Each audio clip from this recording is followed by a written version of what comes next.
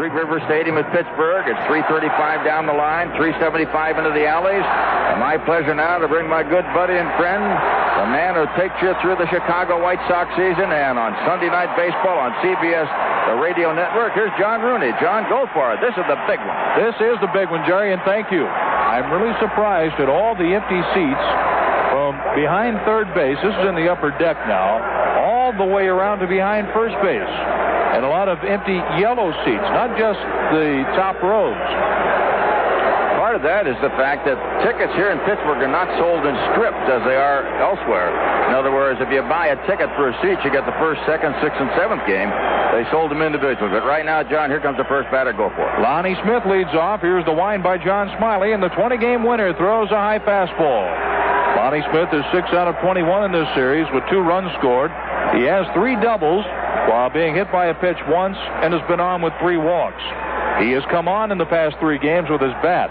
The pitch, a swing and a foul off to the right. 1 ball, 1 strike. In the 10-3 loss to the Braves, Smiley lasted only 2 innings, allowing 5 hits, 5 runs all earned. He struck out 2, hit a batter, and gave up a home run to Olson. 58 degrees at game time. Very, very pleasant in Pittsburgh. Very light breeze blowing here at the ballpark. A swing and a miss on a terrific changeup by Smiley. The count 1-2 on Lonnie Smith. Well, part of Smiley's problem in the first go-round was I think he lacked the composure that he needed, and that'll be tested tonight. If he can get through the first inning, he might have a whale of a game. He won 2 of 3 decisions against Atlanta this season. 4-4 career against them. A ball high. Of course, 0-1 in postseason play against the Braves. 2 balls, 2 strikes. The outfielders play around toward right with Van Slyke in right center field. Straight up in right field, Bobby Bonilla. Straight up in left field, however, Barry Bonds with hitting room in deep left center. Here's the windup and the 2-2 pitch. Ball 3 high, 3-2. Now, that's an erratic pitch. That's not even close. That was over his head. When you get that far off the strike zone, it means that ball's flying out of your hand with not a lot of control or direction. Smiley stands to the third base side of the rubber. He says yes to the sign, the wind, and the payoff. Ball 4, high and outside. Lonnie Smith is on, leading off the game. That's exactly what manager Jim Lee did not want John Smiley to do. Once you start that after a bad outing in this kind of competition, you tend sometimes to start thinking about it, and then you go downhill. In Game 7 of the 1960 World Series, 20-game winner Vern Law started that, but he had won a couple of games earlier in the series. And there aren't too many similarities between that 7-game series and this one, Jerry, because there were a lot of runs scored in that Yankee-Pirate World Series. Yeah, they either won big or lost big, one or the other. We've had 4 one-run decisions already in this series. Here's the pitch to right-handed batting Terry Pendleton. Strike 1 with a fastball at the knees. Pendleton is batting a mere 160, 4 out of 25. He has a double, a triple, a run batted in, and a base on balls. Pendleton is 0 for Pittsburgh. He did not have a hit in Game 1, Game 2, nor did he have one last night in Game 6. Here's the pitch from Smiley, swinging a ground ball, foul just wide of first, where Orlando Merced is holding against the runner Lonnie Smith. No balls, 2 strikes on Pendleton. Jose Lean and Jay Bell play up the middle looking for the double play from second and shortstop, and the third baseman Steve Buechele is deep behind the bag at third and off the line. The catcher tonight is Mike LaValliere with 26-year-old John Smiley starting for the second time in this league championship series. 0-2 on Pendleton. He chokes the bat with 2 strikes. LaValliere takes a long time putting down the signs. The pitch on the way. A swing and a ground ball. Right side fielded foul by Merced near the bag. Pretty good movement by Merced. He got on that ball even though it was foul. Incidentally, nice to have the Hammer with us again tonight. Henry Aaron, the vice president with the Atlanta Braves, who's got a very strong rooting interest in who wins this game tonight. So, Hank, if you start to shake a little bit, we'll understand why. It's already shaking. What about Willie Stargell? That's Willie played for the We Are Family Pirates, and he is in the minor leagues as an instructor right now with the Atlanta Braves. So he said he's hoping that if Atlanta doesn't win, he hopes it can be Pittsburgh. Now, come on. Is that walking a tightrope or what? Well, when you get that tight, you got to, travel that very narrow line. Now the fans come to life. 0-2 on Pendleton. Moved to first base by Smiley, and back in standing up, Lonnie Smith. Smith has 1 steal while getting caught twice in this league championship series. Jimmy Williams goes through the signs in rapid fashion from the third base coach's box. Pat Corrales is coaching at first for Atlanta. Hitting room in deep left center field for Pendleton. The defensive alignment in the outfield is much the same for Pendleton as it was for Lonnie Smith. Smiley from the stretch, the high set and the pitch. A swing and a foul back below us. Still no balls and 2 strikes. Right now, John Smiley is not blowing hitters away. He walked the first man. Now he's getting deep into the count to Pendleton. He's thrown several pitches. 0-2. He's fouled off about 3. So Smiley is having a battle with the number 2 hitter. And right behind him comes the big power on the ball club, Ron Gant. Terry Pendleton with an 0-2 count. Hanging tough against John Smiley, who is ready. Here's the pitch. A little bit low. 1 ball, 2 strikes. Atlanta is trying to become only the 3rd team in National League Championship Series history to win the final 2 games of the series on the road to claim the pennant. The Los Angeles Dodgers won 2 straight on the road in 1977 at Philadelphia for a 3-1 series win, and won 2 straight at Montreal in 1981 for a 3-2 series decision. The 1980 Phillies won twice at Houston, both in 10 innings, to claim a 3-2 series and advance to the World Series. There's a ball in the dirt blocked by LaValliere on a breaking pitch. Bounced out in front of the plate, 2-2. Well, right now, John Smiley is having what you would call a struggling inning. He's not getting ahead of the hitters, and when he does, then he can't finish them off. And so far, the first 2 batters have coughed up maybe about 13 pitches. And when you get that deep in the count and you throw that many pitches somewhere down the line, you have to leave the game. Terry Pendleton is the batter. 2 balls, 2 strikes. Ronnie Smith at first, nobody out. We're just underway in Game 7 of the 1991 National League Championship Series. Pickoff move to first, and Lonnie Smith is back in. So Lonnie Smith, not a bad base runner in his heyday. He stole almost 70 bases one year. And he stole a base last night and lost it when he went flying by the bag. So you got to watch him. He'll take off. Lonnie Smith has his right foot on the carpet out of the dirt area around first base. Artificial turf at Three River Stadium. Another move to first, and Smith is back in. Part of the great gift of the left-hand pitcher is, and for the catcher especially, he can hold those runners tight much better than the right-hander.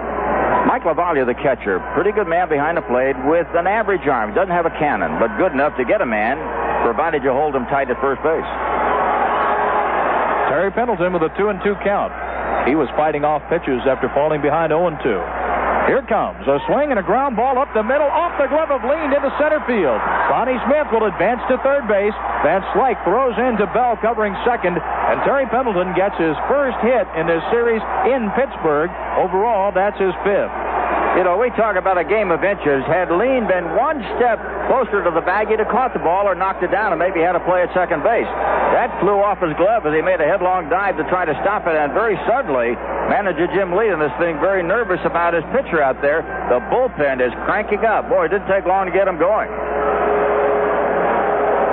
Atlanta has scored 6 first-inning runs in this series. They got 4 in 1 game. That's when Smoltz beat Smiley in Game 3 at Fulton County Stadium. Now here's Ron Gant, the center fielder. Bob Walk goes down there, Jerry. He's down there, and didn't take long. He's a pro, and maybe Jim Lee feels he needs someone to stop what's happening, because it looks like it could be bad for the Pittsburgh. This is a game there's no tomorrow. The tomorrow is Game 1 of the World Series. Dave Tomlin, the starter in the other game earlier, is throwing as well, along with Bob Walk, a left-hander. Here's the pitch, and Gant takes a breaking ball low. Gant is 6 for 24 in this series, including a double and a home run. Smiley having a difficult first inning. You almost feel he's forcing the ball right now, and the more difficult it gets, the tougher it gets on him. Runners at the corners, nobody out for Atlanta. Smiley nods yes to the side. From the high set, the kick, the pitch. A little bit low. 2 balls and no strikes. Well, right now, John Smiley is probably on his prayer rug saying, give me a ground ball for a double play to kill this inning. I'll give up the run, but let me get out of this spot. But the way it's going, he's behind in the count the most dangerous hitter on the ball club, Ron Gant. Ron Gant got on with a walk. He stole his 6th base and came in on a double by Greg Olson for the game's only run last night. The 6 bases is a League Championship Series record. The pitch, a swing. He popped him up foul on the right side. That will drift out of play with the count 2-1 on Gant.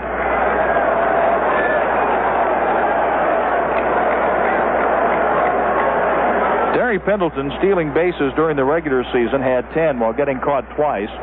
He has not attempted a steal in this series, and Jerry, he hasn't been on very much. Well, he hadn't had a chance to run a lot, and usually Terry slowed down a little bit like most players do after they go by 30. You know, it's hard to steal those bases and take the beating of sliding day after day. He never was a real speedster, but a very heady, very smart base runner.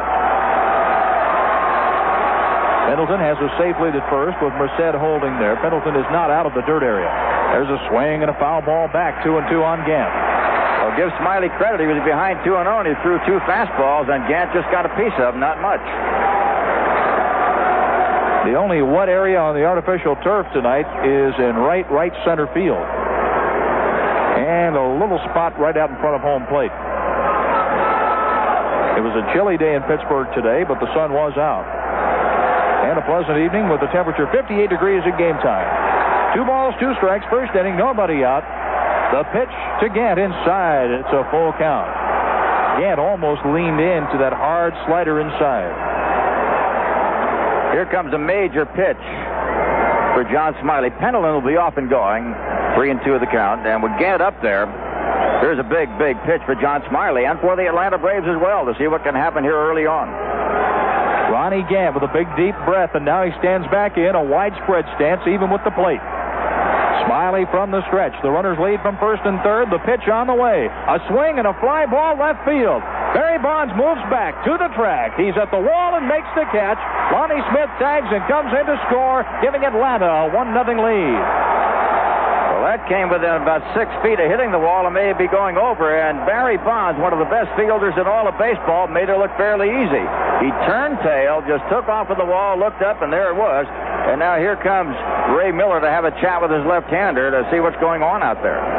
So the Atlanta Braves have now outscored the Pirates 7-2 in the first inning of games in this 7-game series. And, you know, after that run they got last night in the 9th inning, that was 26 consecutive innings without a run for the Atlanta Braves. They didn't think they'd ever score again. David Justice is the batter. Ray Miller is on the mound. The pitching coach for the Pirates talks it over with John Smiley and catcher Mike LaValliere. So Gant's sacrifice fly is the first out of the game. Now here's right fielder David Justice, the cleanup batter. 5 out of 22, 4 runs scored, a double, a home run, and 2 runs batted in.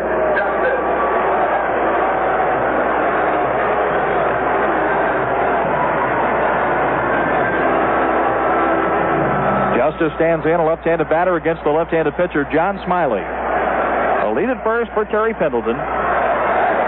Again, a very safe lead. Here's the pitch. Strike call with a breaking ball over at the knees. Whatever Ray Miller said, it had some effect on Smiley. He came right at Justice, a dangerous batter. The outfielders play Justice to pull. The infielders look for a ground ball to turn a double play to get this inning out of the way for John Smiley. Smiley walked the leadoff man Smith, gave up a double to Pendleton, and a sacrifice fly to Gant. Off-speed pitch, low. 1 ball, 1 strike. Smiley throws a fastball, a hard slider, curveball, and a changeup. Most of all, he needs strikes right now to get the ball over the plate and get ahead of the hitters. Smiley from the high set. Here's the pitch. There's a curveball high, 2-1. Justice homered in the first game of this series. That was after Pittsburgh had the game put away, Jerry. It was a 5-0 ball game until the home run. Yeah. Well, here's the guy that Smiley has to get. He's a left-hand batter, and usually the left-hand pitchers handle left-handers better than they do right-handers. Brian Hunter's behind him, a pretty good right-hand batter in the on-deck circle. Let's see what happens on 2-1. Swing and a foul ball back to the screen. 2 balls, 2 strikes.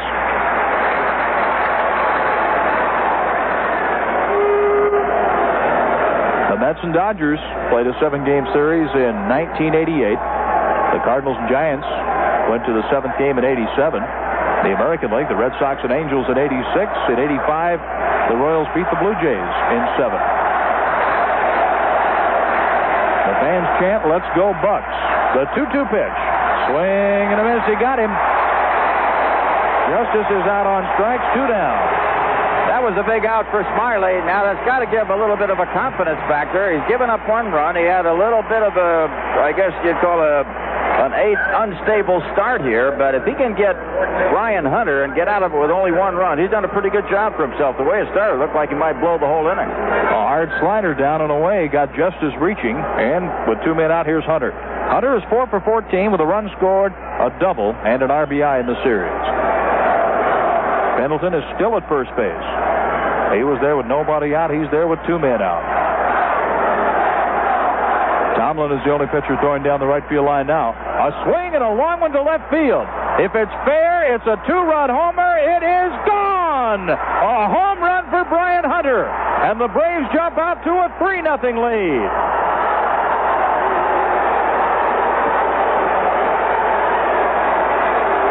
He got by Justice, but he couldn't get by Brian Hunter. A very unheralded young hitter. He's a first baseman, and this year had 12 home runs and 50 RBIs in less than half a year.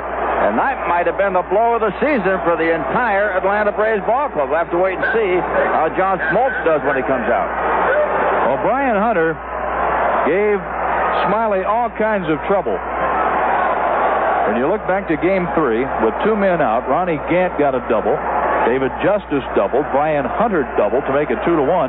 And Greg Olson, the batter right now, he had a 2-run homer. Olson takes strike 1 from Smiley on the outside corner. With the Braves pitching the way it is, if Smoltz has one of his good days, Pittsburgh's got a real problem on their hands, so they've got to hope that Smoltz will have some of the yips. The pitch on the way is swung on and hit hard through the hole at short into left field, a base hit. Olson collects his 8th hit and 22 at-bats in this series. And boo go the Pirate fans here at Three River Stadium. 3 hits in the inning, a walk, 3 runs are home. Olson is at first for Mark Lemke. Well, it's a desperate situation when you got to take your pitcher out, and there he goes. And before he finishes the first inning, boy, that's a tough break for John Smiley, who's a marvelous pitcher, won 20 games, but in postseason play has not been able to do the job. And Jim Leland just went out there and said, look, I got to get somebody to get these guys out. While the new pitcher comes on to warm up, and that's going to be right-hander Bob Walk. Let's pause for this word. With Jerry Coleman, I'm John Rooney at Three River Stadium in Pittsburgh. We're still in the top half of the first inning, and Jim Leland has had to make a pitching change. Jerry, after 27 pitches, John Smiley is gone. Well, you got a veteran pro out there, Bob Walk, who can shut you down. He's one of those guys, he may not go 9, but for 5 or 6 innings, he might just close the door. So the Braves had to keep going here, and of course, whatever happens, you got to find out what John Smoltz is going to do when he comes out to pitch. Here's Lemke, a swing and a miss on an off-speed pitch from Walk. Walk is working in his 3rd League Championship Series game this season, a 1.80 ERA. He has 1 save. He saved Game 1 for Doug Graybeck. 5 innings, 3 hits, 1 earned run, a home run ball. That was to Justice. 2 strikeouts, and no bases on balls. The Braves have hit 176 against him. The pitch to Lemke, a swing and a ground ball past the mound to the shortstop Bell. He races for second and just does beat Greg Olson. 6 unassisted on the force play. So the top of the first inning is over. But the Braves score 3 runs on 3 hits with a big blast, a 2-run homer by Brian Hunter. After a half inning of play, it's the Braves 3 with the Pirates coming to bat at Three Rivers Stadium. Well, part of the game of pitching is the composure of the pitchers on the mound. Obviously, John Smiley had a tough outing when he gave up 3 runs and 3 hits. He threw 27 pitches. It took 21 minutes. And now it goes over to John Smoltz. Let's see what he can do. If he can control his emotions and get the ball over the plate and go after the Pittsburgh Pirates, Atlanta has a good chance. But if he becomes erratic, then watch out. Anything can happen. He threw 105 pitches in 6 1/3 innings in the victory in Game 3, Jerry. But life wasn't a day at the beach for him. Merced hit a home run in the 1st inning. He left a couple of runners on in the 3rd. Gave up a run and left 2 men on in the 4th inning. He had just enough to get by the Pittsburgh Pirates. Right now he's working with a 3-0 lead. And the pitch is strike on the outside corner to Orlando Merced, leading off the bottom of the 1st. Well, I think Atlanta has to remember Pittsburgh has 9 at-bats, and now the Pirates are going to find out what they're made of. Merced hit a home run on the first pitch of the game against Smoltz in Atlanta. And a half swing, he goes too far on a slow curveball out of the strike zone. No high fastballs out over the plate for that first pitch against Merced tonight. Merced back in with the count 0-2. Here's the wind and the pitch from Smoltz. A swing and a line shot through the box into center field, a base hit. That pitch was too good on 0-2, Jerry. Out over the plate. Yeah, it's a major mistake by Smoltz. He got ahead of the hitter 0-2 and then laid one right down the center, and Merced said, "Thank you, sir," and hit it. So here comes Jay Bell. The Pittsburgh Pirates, they're not out of it by a long shot. They have a long way to go in the ball game. Jerry, talk about the Atlanta dugout last night when you were down there in the ninth inning when Andy Van Slyke hit that rocket off the back wall foul in the bullpen down the right field line. The entire air in the stadium was sucked up by everybody on the bench. They almost froze. A fastball low to Jay Bell, and this crowd is into it. I'm still surprised this is not a packed stadium for a seventh and deciding game.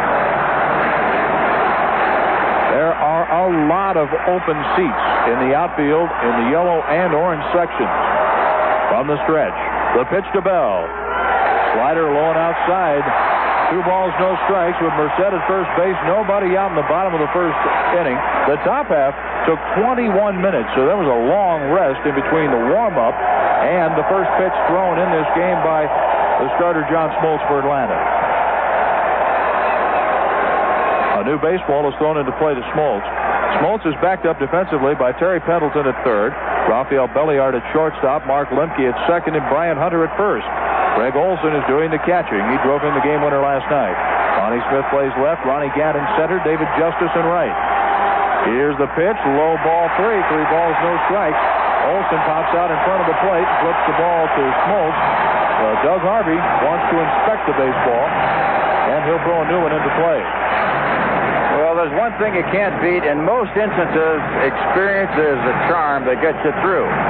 Steve Avery doesn't know anything about that. He just goes out and does a job. He's 21 years old. He's very unusual. But for most young pitchers, spots like this, championship on the line, final game of the 1991 season in the National League, the pressure is immense. And Smoltz now is showing some of that. Merced takes his lead at first. Here's the 3-0 pitch. Right down the middle at the knees, strike one. Might be rushing his delivery a little bit, too. He's getting rid of the ball awfully quick. No question. He's really pumped, Jerry, for this start. We couldn't really tell that from Avery last night, though. It was another day at the office for him. Amazing. Here's the 3-1. A swing and a line drive, base hit to center.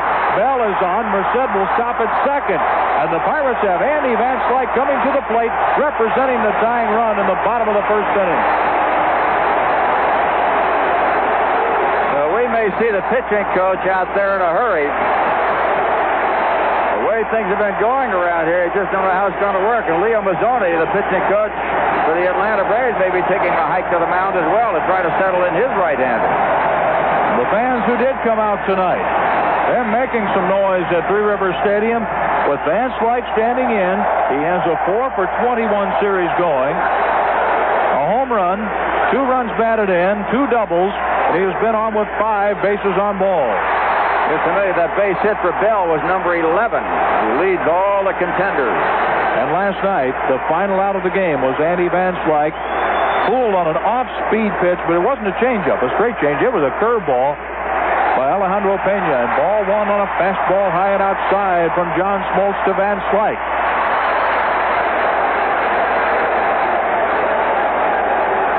First inning excitement. 3 runs in the top half for the Braves. The Pirates have first and second with nobody out. And a long ball threat, Andy Van Slyke batting with Bobby Bonilla on deck. Smoltz with the kick, the pitch, a strike call. A pitch down in the strike zone, 1 ball, 1 strike. However, it was in the zone. John Van Slyke is a dead fastball hitter. You can't serve him that fastball all night long. He'll get to it. You got to change speeds, go in and out on it, but most of all, get something down that breaks. Get a double play if you can do it. The infield is a double play depth. The outfield plays Van Slyke to pull the pitch. Fastball low, 2 balls, a strike.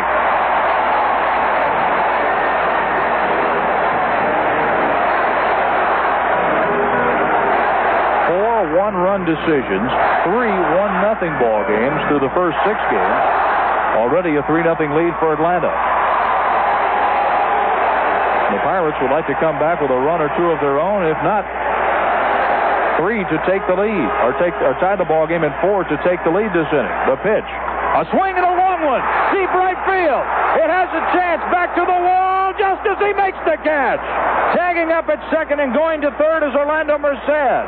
First and third with 1 out. And Van Slyke just missed tying this ball game, Jerry. He hit a ball to the right side like Gant did to the left side, pushing the fielder right to the wall. And for a minute, it looked as though it might be gone, but still, Schmoltz is in hot water. He's got a lot of trouble out there. They're getting to him. Will this be the night that Barry Bonds breaks out? Well, let's see what Bobby Bonilla does first. He's the right fielder batting cleanup. Bonilla is 6 for 19 with 2 runs scored, a couple of doubles, a run batted in. He has walked 6 times. The runners lead from the corner. Schmoltz pitch. Just a little bit low, a breaking ball over the outside corner. A borderline call going Bonilla's way. You know, Schmoltz has a marvelous breaking ball, and he's trying to power his way through with a fastball. And these guys all can hit that fastball. You better start working on that breaking stuff and set them up. Jay Bell leads away from first. Here's the pitch. Check swing on a ball in the dirt, and it's smothered by Olson. No swing. They appeal to Eric Gregg, the third base coach, or the third base umpire. No swing. Down third base coach Gene Lamont, with hands on his hips, says something to his runner at third, Orlando Merced. Merced is the runner at third. Jay Bell at first base. Merced led off with a single. Bell followed with a base hit. Andy Van Slyke hit the ball to the wall in right field, placing runners at first and third. Schmoltz from the stretch. Here's the pitch. A swing, and the ball is popped on the right side of the infield and will be caught by the second baseman, Mark Lemke. 2 down. That might have been the pitch of the inning right there to get Bonilla and freeze that runner at third base. When will Barry Bonds break out? He's 3 for 23, a run scored, 2 walks. He has struck out 4 times, and time is running out for him, Jerry. Well, he's only going to get 4 or 5 at-bats in this ball game, so right now is one of them. He's a marvelous player, John, and just hasn't been able to hit in the championship series. He had a bad series a year ago, and not doing much as yet in this one. He comes up representing the tying run. Merced takes his lead away from third base. Bell a big lead at first, and strike 1 with a fastball on the outside corner to Barry Bonds. Batting 130 in this league championship series.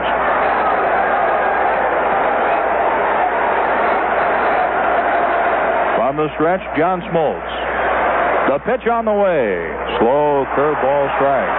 There's that curveball. It's a dandy, man. That thing breaks about 2 feet, and it's sharp and has a lot of bite to it. When you get it down, you can't hit it. He threw it on the corner, knee high, a perfect pitch.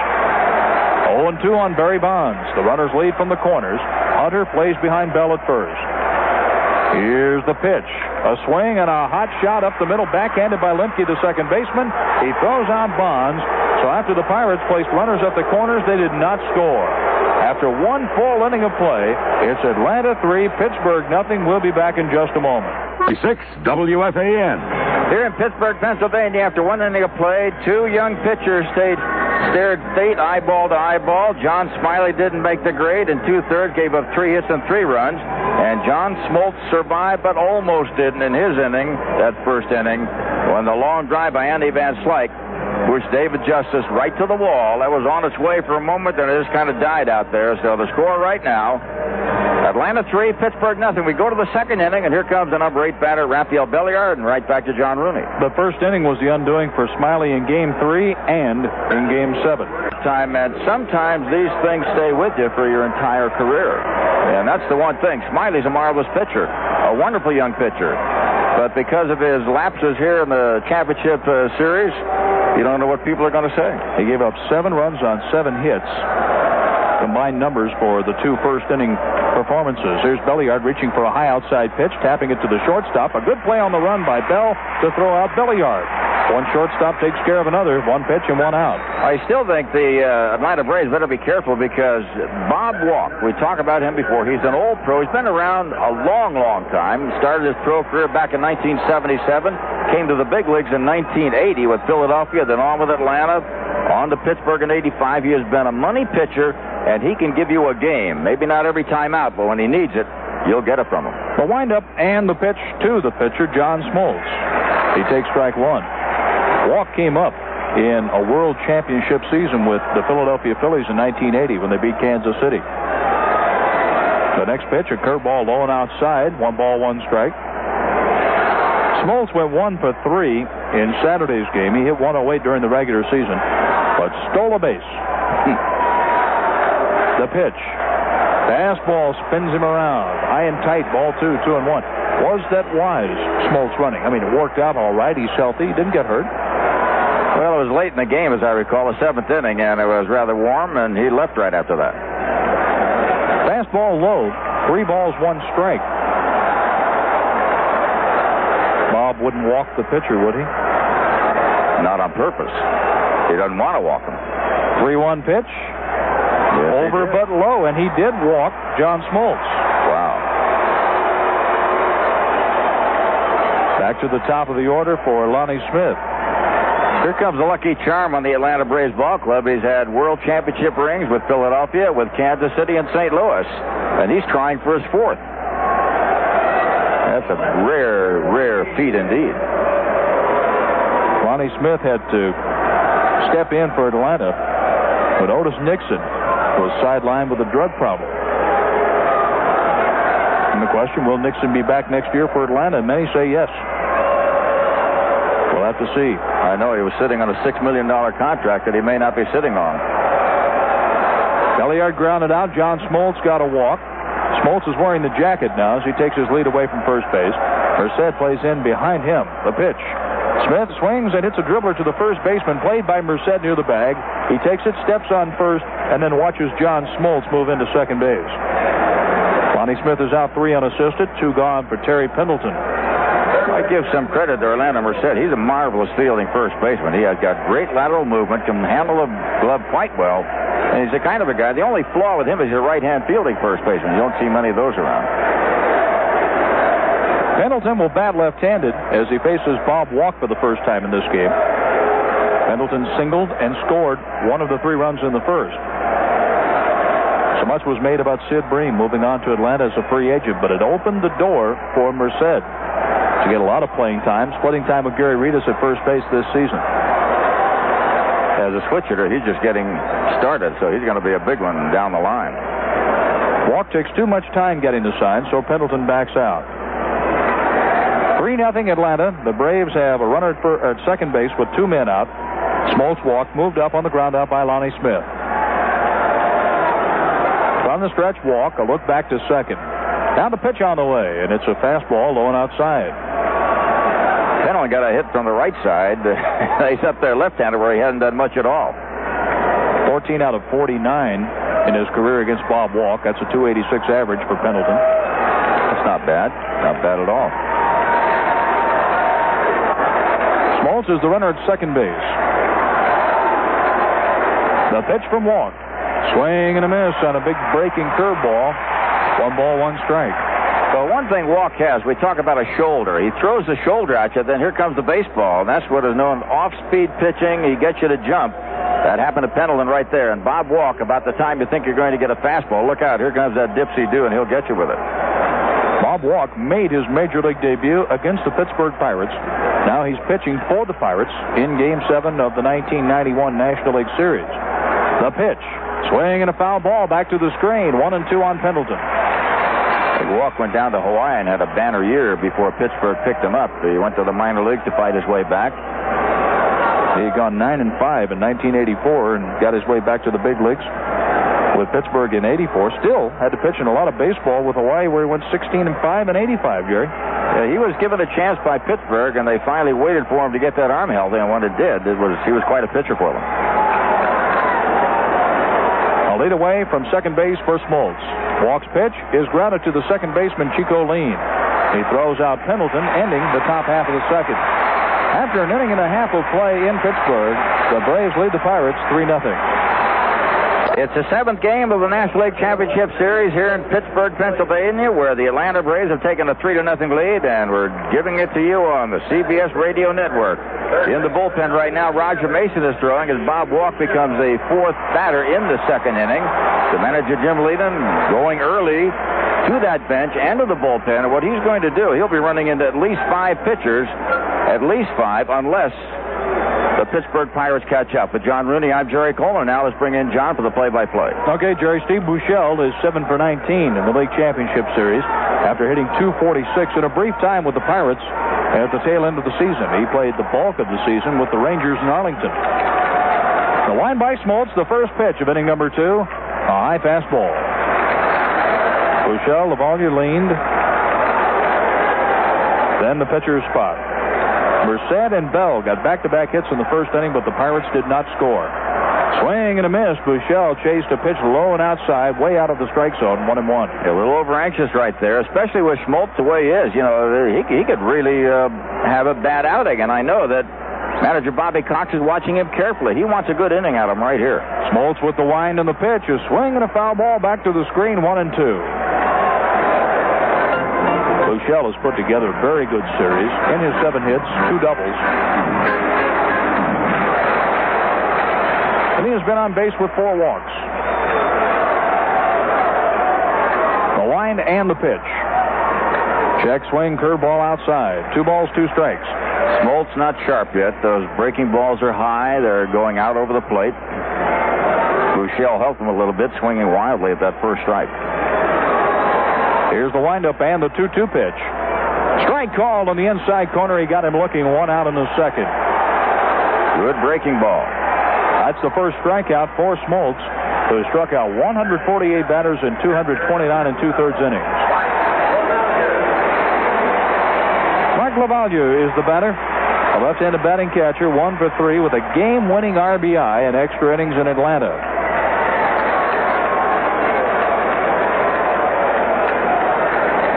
Here's Smoltz with the windup, and the first pitch to the Pirate catcher is a high fastball. Talked to Mike about that fastball he got from Mark Wohlers to win the ball game with that 3rd run for Pittsburgh, and I said, man, that looked like it danced all over the place. He said, it was moving, but you couldn't see it from the side. Here's the pitch. Ball low. 2 balls, no strikes. He asked his teammates, he said, what does this guy throw? He said, straight fastball. He said, he doesn't throw a straight fastball. That thing dances all over the ballpark. Said he got it on the first pitch and then got it again for an RBI single. There's a fastball high. 3 balls, no strikes. And I asked him, were you looking for that pitch after you saw it on the first one? He said, no, I was looking for this little white thing coming out of his hand. Anything that I could hit. I'll tell you right now, the Smoltz is not having a good outing, and the way he's going, he's got to shape up or he's going to be shipped out, because you got to win this one. If you're Bobby Cox, you can't wait for him to get good. You got to get him out of there if he can't do it. The 3-0 pitch. Ball 4 on 4 pitches. LaValliere's a base runner with Lean coming in.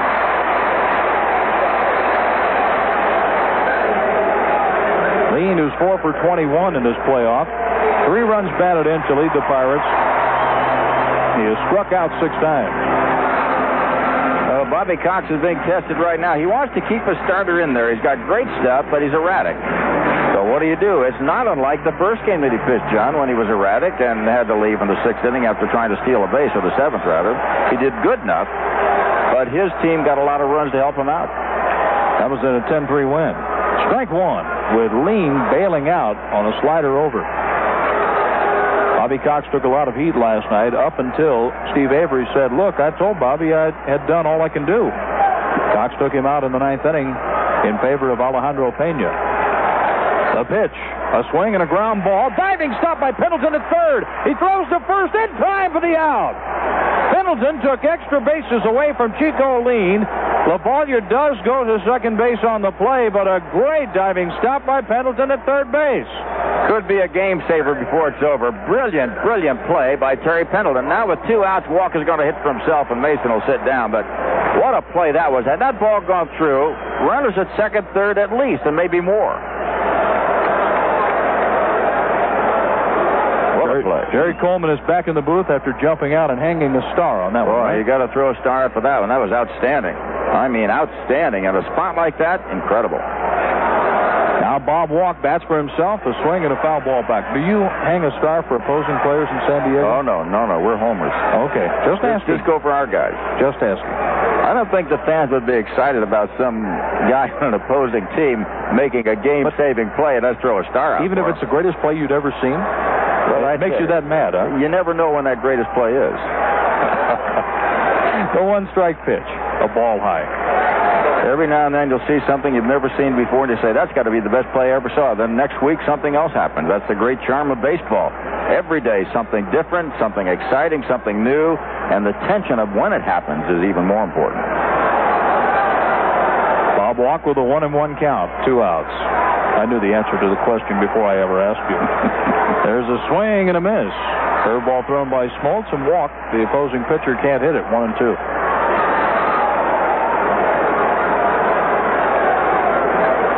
Runner at second base is Mike LaValliere. He's there with 2 men out. Walk bats in the number 9 spot that was occupied by Smiley. Smiley did not have an at-bat in this playoff series. Yeah, I feel sorry for John. He's a good man.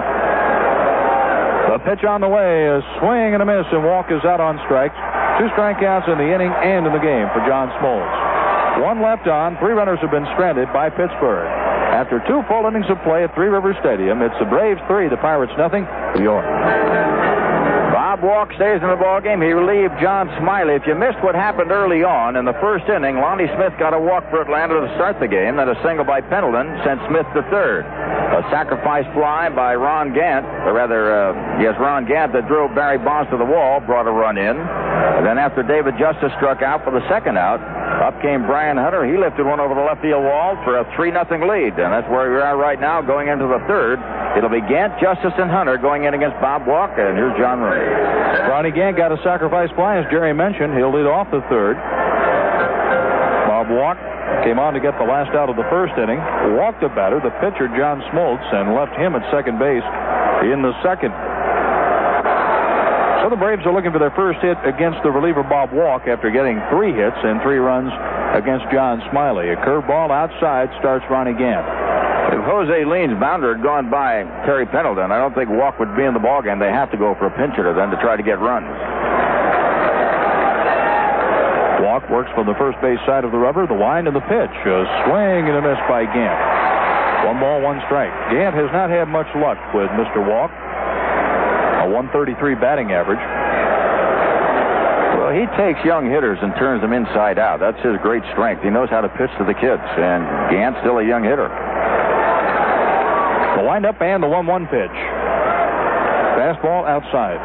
2 balls, 1 strike. The outfielders play straight away. The infielders do too, and a deep second base for Chico Lean.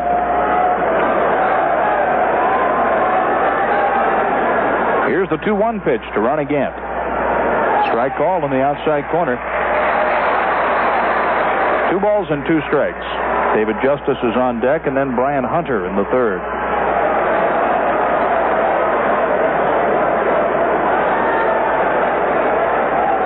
Here's the windup and the 2-2. Slow curveball outside, 3 balls, 2 strikes. When was the last time you saw Bob Walk come sidearm like that to get Gant with a breaking ball? He thought he could hit him on the outside corner, just tailed off. Can't trust those old timers. That should be illegal. 3 balls, 2 strikes. Walk rocks into his motion. The pitch. Fastball swung on and grounded up the middle, a base hit. Gant is on for the first time tonight. Will he be going? He is 6 for 6 in steals, setting a National League Championship Series record. Yeah, Steve Sachs and Dave Lopes of the Dodgers had it with 5, and Gant sailed right by him. He's got a chance to extend that right now.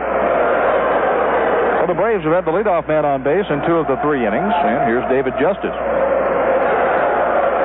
That was a position base hit for Ron Gant because Jay Bell was playing almost behind the third baseman, way off into the hole, and the ball was hit in straightaway shortstop, but it was hit so sharply Bill couldn't get to it. Gant has a good lead at first base. He does not have the foot out of the dirt area, the right foot.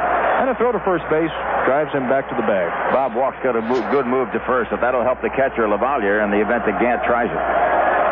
The outfielders play Justice to pull. The infield is a double play depth. Lean plays a little farther away from second base, though, than does shortstop Jay Bell. Gant has the right foot next to the carpet in the dirt area around first base. From the stretch, Gant does not go, and Justice takes a low fastball.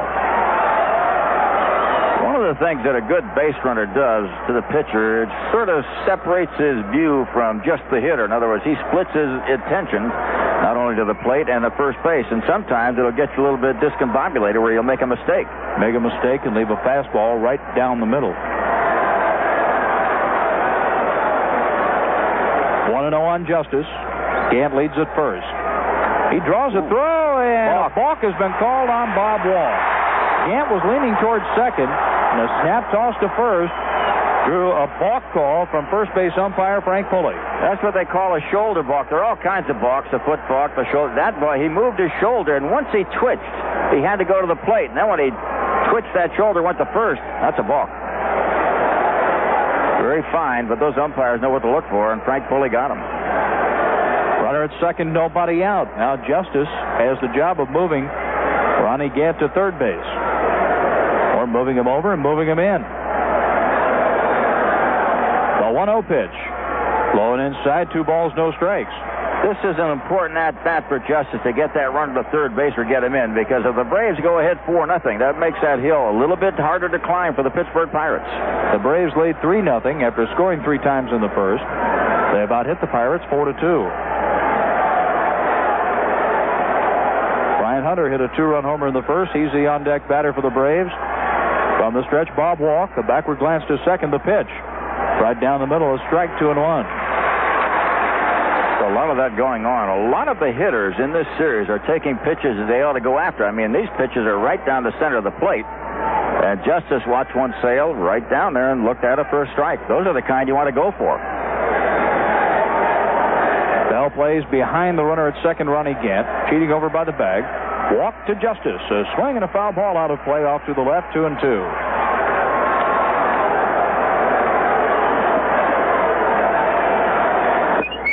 This is Game 7 of the World Series. I say the National League Championship Series with the World Series beginning on Saturday night. Mason and Tomlin throwing again in the bullpen for Pittsburgh. The World Series begins at the Metrodome in Minneapolis, and Jack Morris will be starting for the Twins. The winner tonight travels to Minnesota. A swing and a fly ball, left center field. On the run, Barry Bonds. He'll get there and make the catch in the alley. Gant tags up at second and goes to third. He slides in safely. He's there with 1 out. Well, a good bit of base running by Gant. He picked it up immediately. When the ball was hit, he started at third, then realized it was going to be a long drive into left center. He went back to the bag, and no chance for Bonds to throw him out. So a runner at third, 1 down, and Justice did his job. He advanced that runner 90 feet. Now the infielders will play in tight with 1 out, and Brian Hunter, the batter. Hunter drove a pitch over the wall just inside the line in left field, driving it over the 335 sign up into the seats. When you got to play your infield in with a guy like Hunter up there in the third inning, you got a problem. Hunter has driven in 3 runs in this series. Walks pitch. Check swing and a foul ball. All the way back to the screen it goes.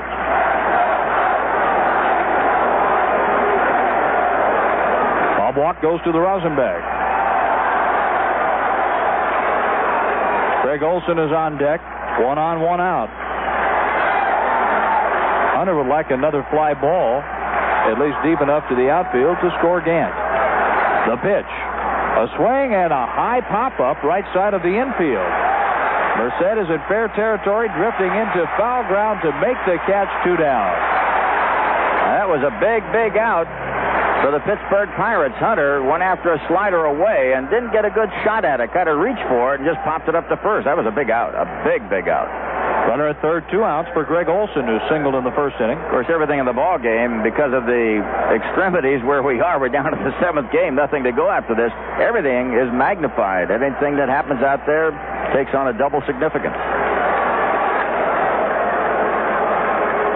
Right-hander facing right-hander now with the Atlanta catcher Greg Olson after his 9th hit in this series. Curveball in the dirt down on both knees. LaValliere smothers the ball at home plate. John Smiley threw 27 pitches, allowing 3 runs on 3 hits in only 2/3 of an inning.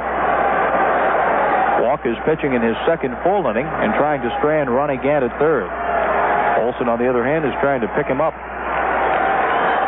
The pitch on the way. A swing and a foul ball out of play right side. 1 ball, 1 strike. Here's the unsung hero of the ball club.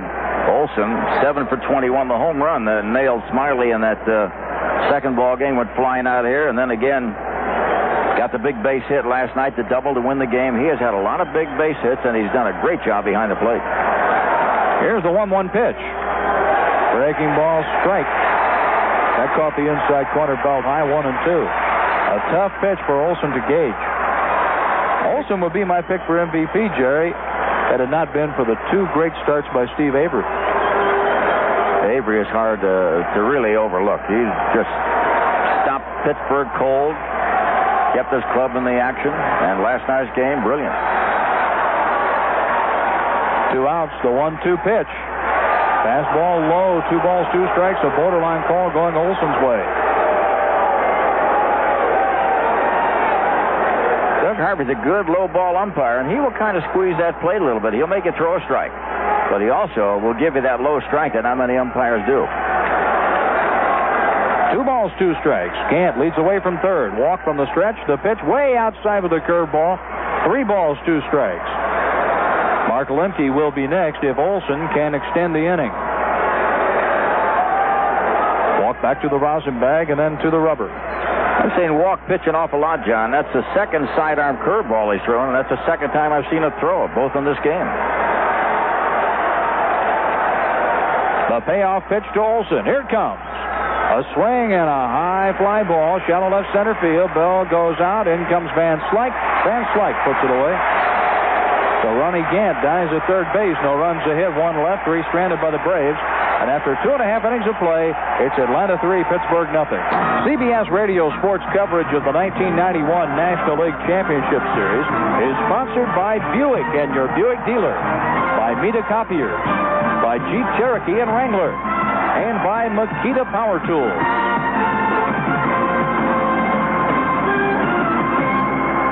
We are heading to the bottom of the 3rd inning, and here's the inning that John Smoltz could have trouble with. You got the top batters coming up, Merced, Bell, Van Slyke, and Bonilla. In that first inning, Merced and Bell nailed Smoltz for a couple of base hits, and Van Slyke hit one to the wall. It was caught by David Justice. That was a big explosion for Pittsburgh. They didn't score, but they came close. So here we go now to the bottom of the 3rd. Atlanta on top 3-0. John Rooney's right here. And that's something we didn't talk about Game 3, where Atlanta won 10-3. Jerry, Pittsburgh was hanging around until late in the game, and a base hit with the bases loaded could have turned things the other way for the Pirates. Instead, the Braves got out of that inning and got a 3-run homer by Sid Bream, and the game was out of reach. It was 7-3 at that time with the bases loaded. It was a big one.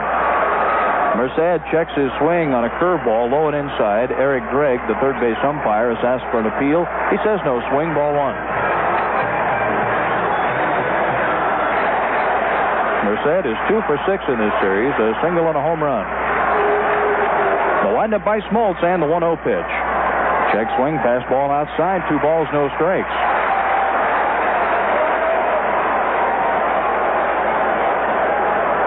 A deep second base for Mark Lemke. The wind and the pitch. Strike on the outside corner. That time Smoltz took a little bit off the fastball. Lemke is playing about 5 feet behind the line that separates the infield from the outfield on the artificial turf. A deep first base for Hunter, about 3 feet inside that line.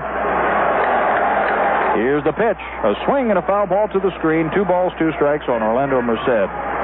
Keeps throwing that ball up to Merced. He's got to get to it because Merced likes it out over the plate. In fact, it went 0-2 on him in the first inning. He threw one out there and he nailed it. So he's got to watch that pitch. He's even in the count. Still not the type of pitcher you want to see yet. He's got to come back. He's young and he's strong and he's got a good arm. The 2-2 pitch on the way. A swing and a high fly ball left center field.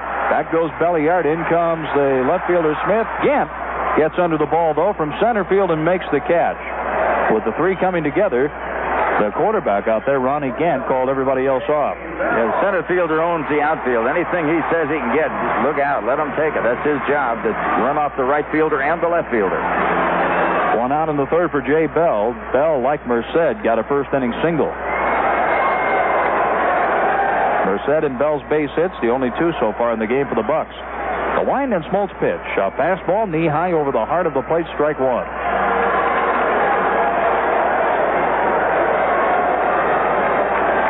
Bonnie Smith is lined up almost directly with the 375 sign on the left center field fence. A swing and a miss.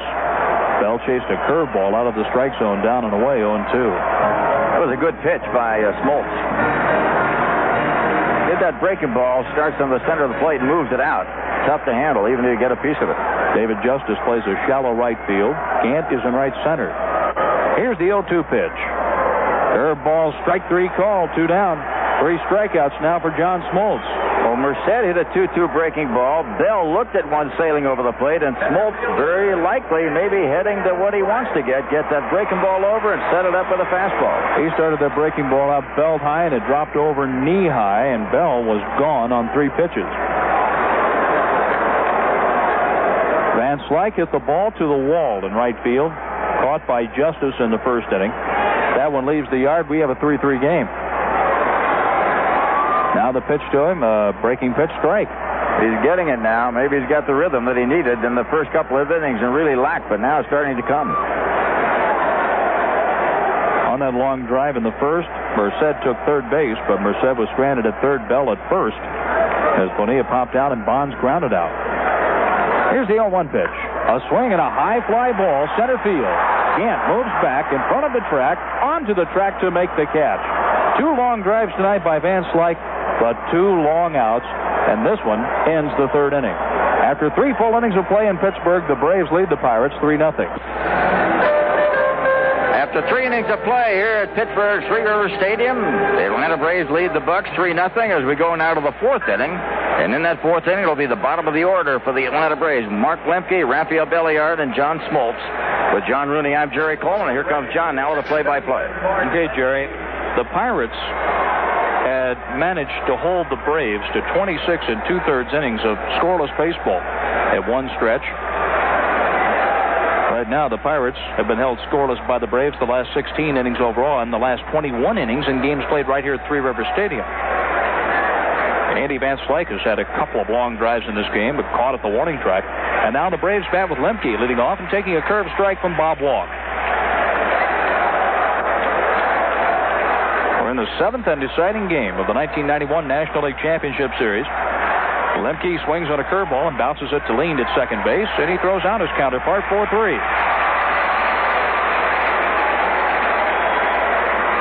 Well, will we see Alejandro Pena coming on for the Atlanta Braves to try for his 4th save in 4 games won by the Atlanta Braves? Would that happen? Now, if the Braves go on to win this game and make it to the World Series, that deal alone to bring Pena over could make John Schuerholz the executive of the year in the National League. I think he'll win it anyway, but Bobby Cox got the AP Manager of the Year today. And congratulations to Bobby.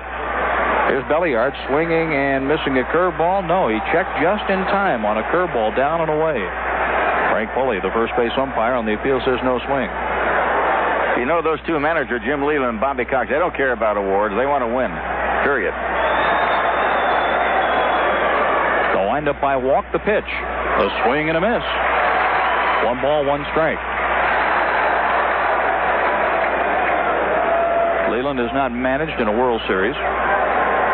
Bobby Cox came close in 1985 with the Toronto Blue Jays, but not close enough for his liking.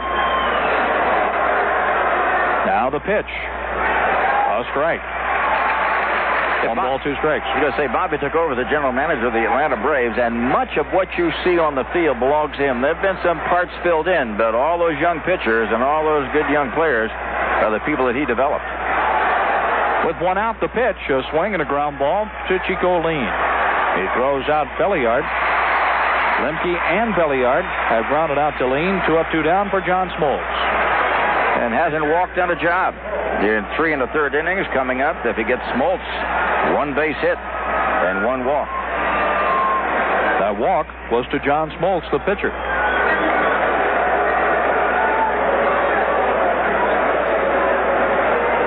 Looking ahead to the 4th inning for the Pirates, Bonilla, Bonds, and Buechele. A swing and a high pop foul out of play off to the right. A souvenir in the first level at Three Rivers Stadium. The Pirates lost in 6 to the Reds last year. Now they've gone the distance in this series playing the Braves. A curveball low, 1 ball, 1 strike.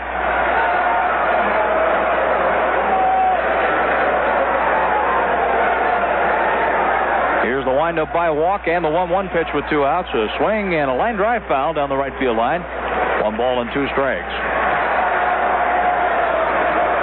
Smoltz, as Jerry mentioned, is starting to settle in with his curveball. He worked his first 3 up, 3 down inning facing Merced, Bell, and Van Slyke in the 3rd. Now he's batting facing Bob Walk with 2 down in the 4th. The 1-2 pitch, curveball way outside. Another sidearm delivery by Bob Walk. Been using that quite a bit tonight. He must have found favor with it later this year and used it considerably because he's doing it tonight quite often. Here's the 2-2 pitch. Smoltz takes strike 3. Walk records his first strikeout, standing his counterpart, John Smoltz. 3 up, 3 down go the Braves in the 4th. And after 3.5 in Pittsburgh, it's the Braves 3, the Pirates nothing. And to the 4th inning we go for the Pittsburgh Pirates. It'll be Bonilla, Bonds, and Buechele moving in against John Smoltz. Atlanta on top 3-0. They got all the runs in the first inning off of John Smiley, and that has been where it has stopped for both sides. And now Bonilla stepping in, facing Smoltz. Here's John Rooney. What's your feeling with this game yet, Jerry? It's 3-0 Atlanta, and we're in the 4th inning with the Pirates batting. I think it's anybody's game right now. Smoltz, unless he really shows 3 or 4 good innings. He throws ball 1 high and inside to Bonilla. He was erratic in the first, more so in the second when he got behind hitters and got lucky on a great play by Pendleton down the line. And now he's got to go through the big guys. And Andy Van Slyke has hit 2 balls in another direction, might be out of the ballpark. So he's not out of the woods yet. He's got to fight it, and he's going to. He's a young pitcher who's got a great arm. Here's the 1-0 pitch, and Bonilla swings and hits a smash foul past Gene Lamont, the third base coach. 1 ball, 1 strike. Bonilla popped out to the second baseman Lemke in the first inning.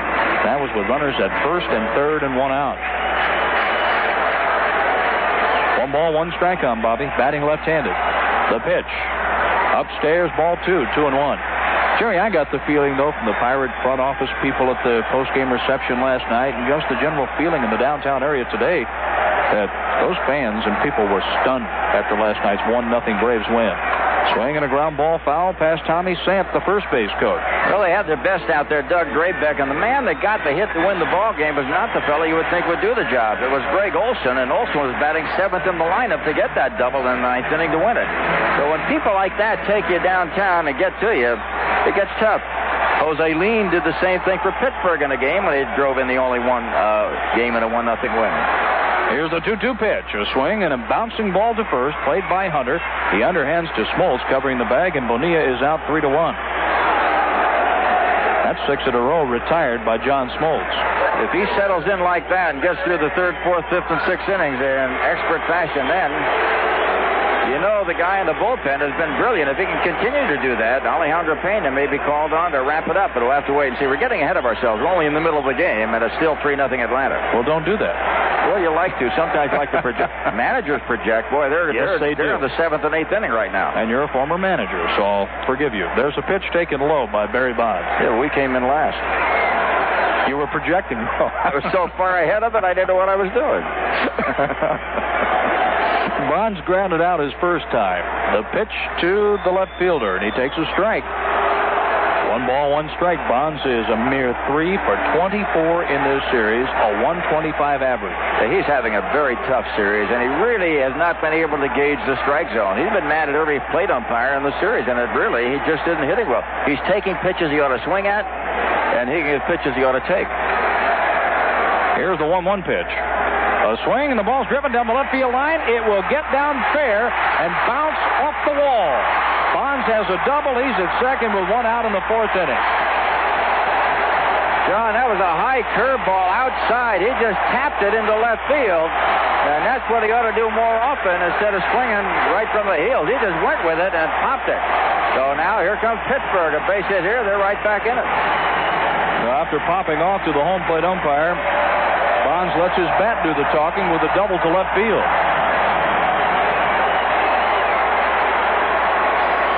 Now Steve Buechele. He was called out on strikes in the 2nd inning. He bats with a man in scoring position. Buechele is 7 out of 20 in this series. pitch. A swing, and he popped him up on the right side of the infield. Under it, Hunter, the first baseman. He makes the catch, 2 men out. Right now, let's pause 10 seconds for station identification on the CBS Radio Network. Checking the scoreboard, the Bears lead the Packers 7-0, start of period number 4. In the NHL, Penguins lead the Islanders 6-5 in the third period.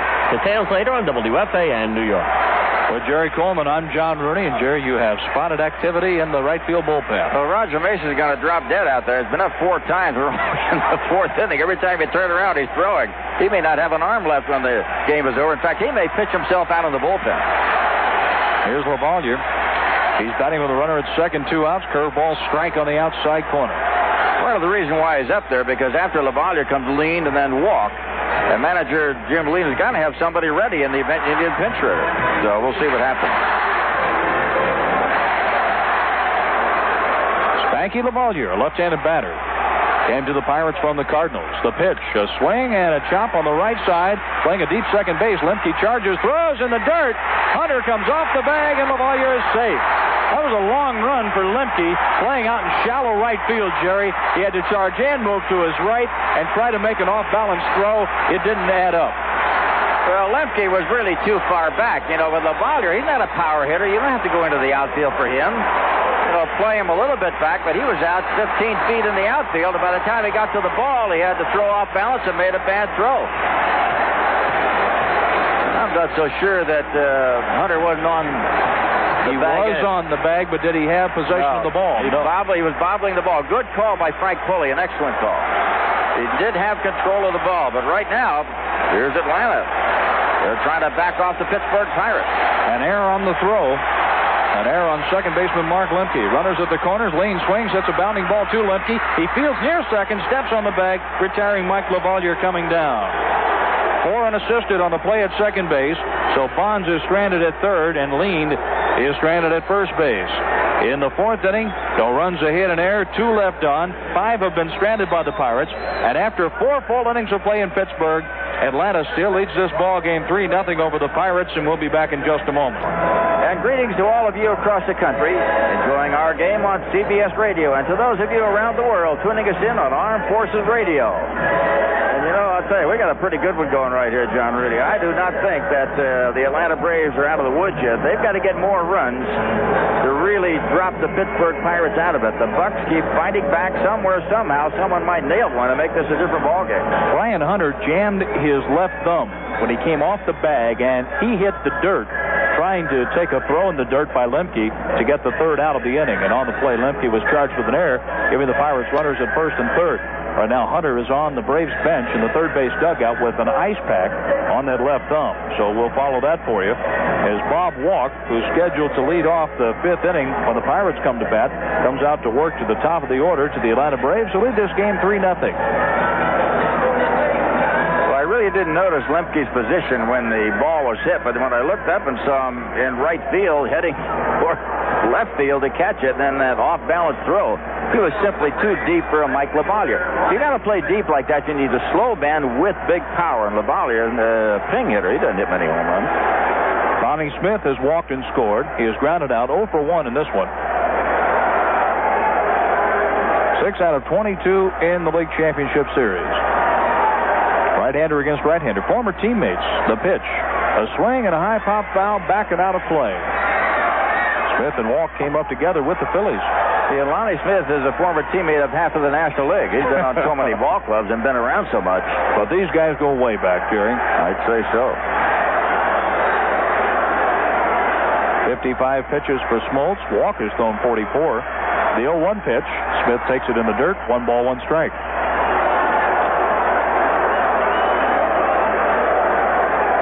We got Bill Landry, a right-hander now, and Bob Patterson, a left-hander, throwing in the Pittsburgh bullpen because Walk will be the lead batter in the 5th inning. That means they got to come up with a pinch hitter. They're trailing 3-0. Bonnie Smith hit .339 with Philadelphia in 100 games in 1980. Swinging a foul off to the right. 1 ball, 2 strikes. You know, his on-base percentage in this series after the first 10 at-bats has been remarkable. Remember, went 0 for 10, but then he has really recovered nicely. A 1 ball, 2 strike pitch. We're in the top of the 5th. Lonnie Smith takes a curve in the dirt. 2 balls, 2 strikes.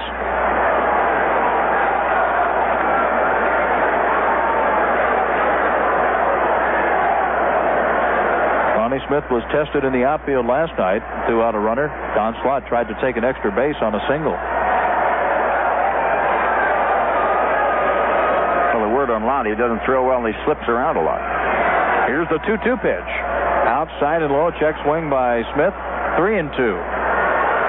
But he's thrown out 2 runners here, 1 at home and 1 at second base in key position, so he's done something well in the series. Here's Walk's pitch. A swing and a miss. Lonnie Smith strikes out on what would have been ball 4. Pitched down and away. So often, that's Bob Walk's greatest strength. You get these hitters who are even in the count, 3-2 or 2-0 and 3-0. They keep thinking fastball. He doesn't throw a fastball. If he does, it isn't over the plate. He just teases him with that off-speed stuff, sliders, moves it down, but never throws a strike. And generally, if you take a 3-2 count off of Bob Walk, you're going to get a base on balls. Terry Pendleton tonight has a single, a run scored, and a ground out. Walk has allowed a base on balls and a single as he pitches into his 4th full inning. Terry Pendleton takes the first pitch for a ball, 1-0.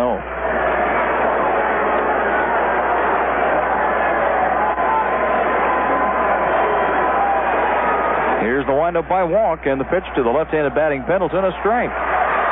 Let-up pitch that floats in, 1 ball, 1 strike.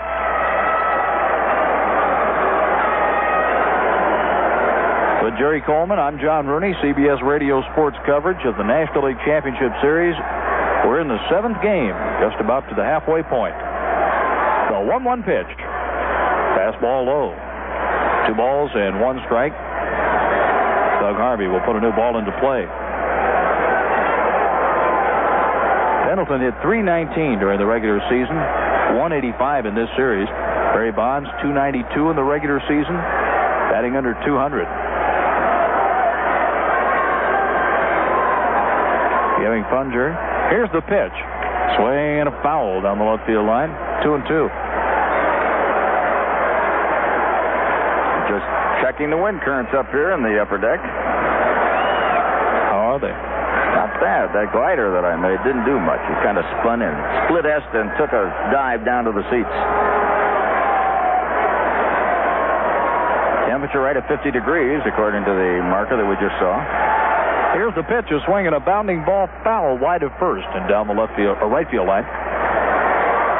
Down the right field line here, 335 to the wall. 375 in right center, 400 to straightaway center field. 375 in left center, 335 down the left field line. John, this is Walk's last inning, and he knows it, so he's trying to make it good. He struck out Lonnie Smith. Terry Pendleton has a 2-2 count. Walk shakes off a couple of signs. Now he nods yes to Mike LaValle. Here's the wind and the 2-2 pitch. Swing and a smash that's gloved by the first baseman Merced. He sprints to the bag and beats Terry Pendleton on an outstanding play. Man, that was something. That was extra bases right there, and I don't know how he caught it. Took a crazy big hop at the end when he was on his knee, and then he reached up and flicked at it, and it stuck. He got to the line, got the ball, a little spin move, a pivot, and then he raced to the bag to beat Pendleton by 5 feet. He's a marvelous fielder, John. Yeah, we haven't seen a lot of him, but, boy, if you watch him on a day-to-day basis, he can do things. A great lateral movement. And what made that play tough, Jerry, the ball hit the seam. The edge of the artificial turf around the dirt area at first base took a sharp hop, and the ball was smoked. There's a swing and a miss on an off-speed curveball, strike 1 to Ronnie Gant. I'll put a star by that play. Oh, yeah. Well, I'm looking ahead here. Justice and Hunter Olson, Lemke, all right-handed hitters. Belliard the same, so we'll probably get Bill Landrum in. Except for Justice, they're all right-handed behind him. 2 men out, 1 strike. Here's the pitch. A little bit low, 1 ball, 1 strike. One of the things that changes dramatically in that final month of the season, you had it with the Chicago White Sox. They bring up all these players from the minor leagues, and managers are dealing with 30, 32, 34 players. Boy, they can have a ball, but in the playoffs, you're down to 25. A 1-1 pitch. Curveball, high and tight, 2-1. And for the Atlanta Braves, they have 7 extra players, so they're carrying 10 pitchers. 11 11 pitchers are carried by Pittsburgh, and they have only 6 extra players. So you use them up in a hurry in a game like this when you're running pitchers in and out of there and pinch hitters as well. You might see 6 or 7 pitchers in a game in some September contests. The pitch, outside and low. 3 balls and a strike on Gant. If he gets on, David Justice will bat in the 5th inning. Well, that's the one thing I think that manager Jim Leland doesn't want to have happen. He doesn't want Justice to come up against the right-handed Bob Walk with a man on.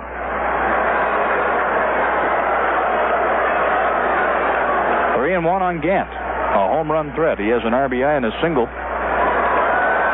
The pitch on the way, and a fastball low. He walked him. This is where Atlanta could gun for a 2-out run with the speed of Gant at first base, already with 6 steals in this series.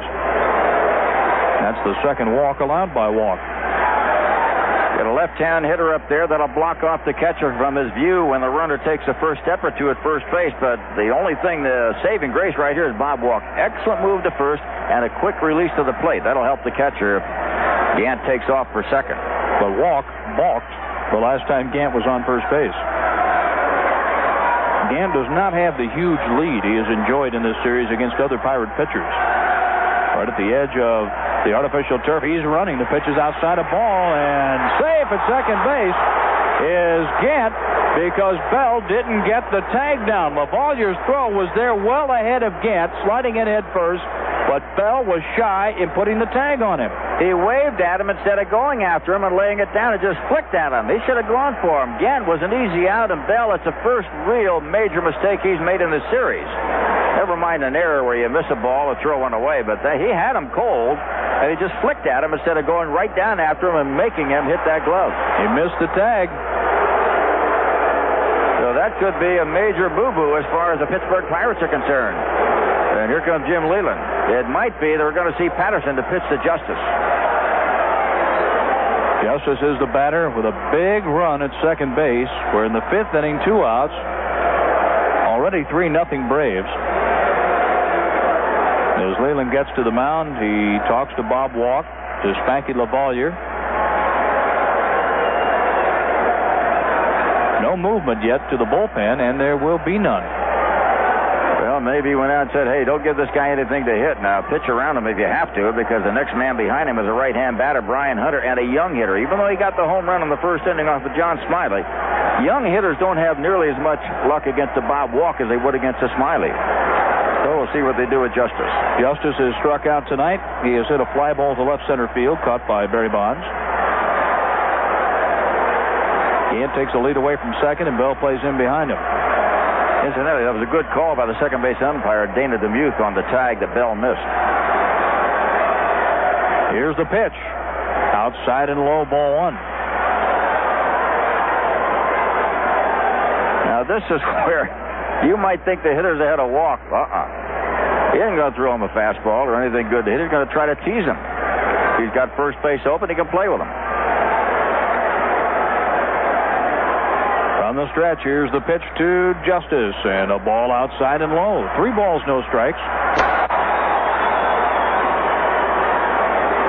And they're going to go ahead and walk Justice. Rather than risk a mistake, Lavalier extends the glove and takes an outside pitch, ball 4. You know, Walk is one of those great pitchers. When I say he's not a great pitcher, but a great type of pitcher, you can go out, if you're a manager, and say, look, don't throw this guy a strike. Don't give him anything good to hit. I don't care if you walk him. We don't want to walk him intentionally unless we have to. And that's what Walk did, man. He kept that ball low and outside, hoping that Justice might fish for it, which he didn't do it, and then he put him on. Let's see if Brian Hunter's sore left thumb bothers him at the plate, Jerry. He's standing in now, and runners at first and second and 2 outs.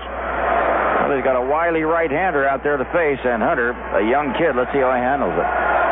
Walk from the belt, the kick, the pitch, fastball low and outside. Teasing. Trying to get him to swing at his pitch. Pretty good speed on the bases with Gant at second, Justice at first. Gant has excellent speed. He takes a good lead at second base. Here's the pitch. Strike with a fastball at the knees, 1-1. The Pirates in their half of the 5th will have Walk leading off, so a pinch hitter, then Merced and Bell.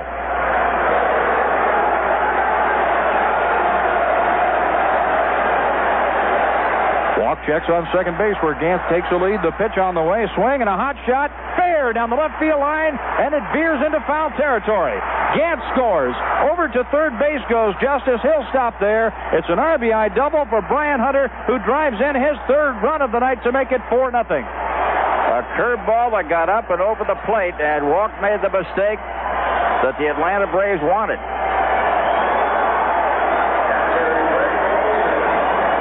Here comes Greg Olson. He's 1 for 2 with runners at second and third and 2 outs. And the Braves do get a 2-out run as Gant, who would have been out had Bell slapped the tag down instead of swiping the tag for Gant on a stolen base attempt. Well, a base hit here could bury Pittsburgh right here. They'd have a 6-0 lead with a base hit. Walk from the stretch with runners at second and third. Here's the pitch. Olson takes a slider strike.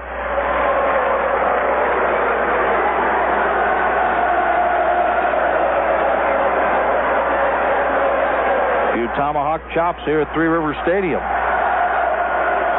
4-0 Atlanta. The pitch.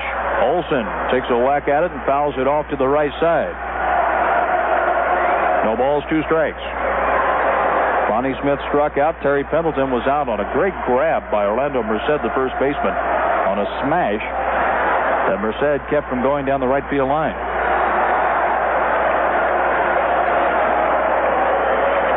To our left, there's a big group of Atlanta Braves fans who brought the Tomahawks out, Jerry. They certainly did, and they're having a ball right now. This is getting to be somewhat of a desperate situation for Pittsburgh. They're behind 4-0. A base hit here can make it 6-0, and they only have 5 innings to try to overcome that lead. Walk stands behind the mound. Now he takes the walk to the rubber. Justice is on third, Hunter at second base.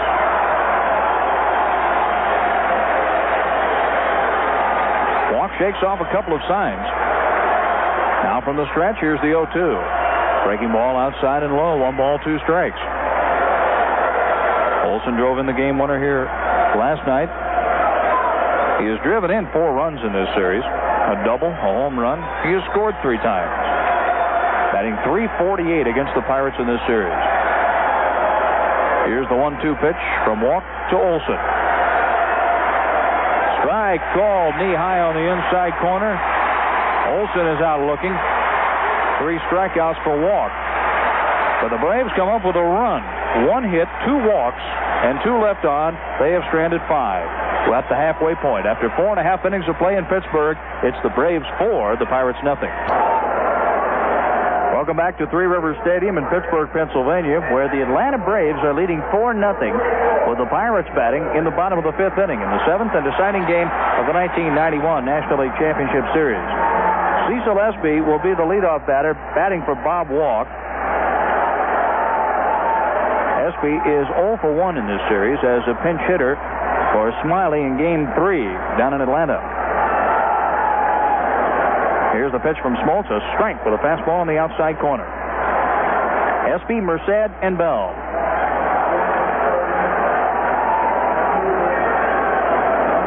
Three hits so far for Pittsburgh. 2 singles. Curveball, that misses. 1 ball, 1 strike. Merced and Bell have singles. Barry Bonds got a double with 1 out in the 4th inning, but died at third base. The 1-1 pitch. Swing and a foul tip into the catcher's glove. 1 ball, 2 strikes.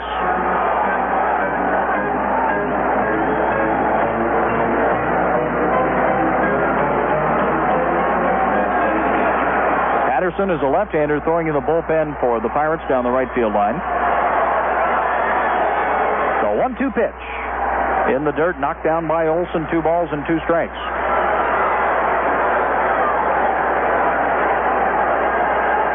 A new baseball is thrown into play to John Smoltz. Smoltz has struck out 3, walking 1 batter, and he has worked only 1 3-up, 3-down inning. That was in the 3rd. 5 runners stranded by the Pirates. The Braves have stranded 5. 4-0 Atlanta. The line and the pitch to Espy. A swing and a foul ball out of play. Still 2-2.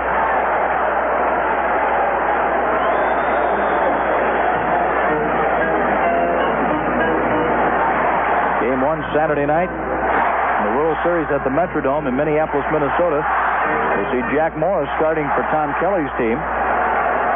If the Braves win, Tom Glavine is scheduled to start. If the Pirates come back, Zane Smith will start.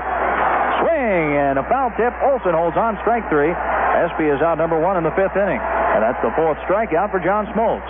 You mentioned Jack Morris. He's pitching like a young Colt again, man. I'll tell you, he's done a whale of a job for the Minnesota Twins. It looked a couple of years ago like he could be going downhill a little bit. He looks now like he was in '84 when they took the Detroit Tigers to the World Championship.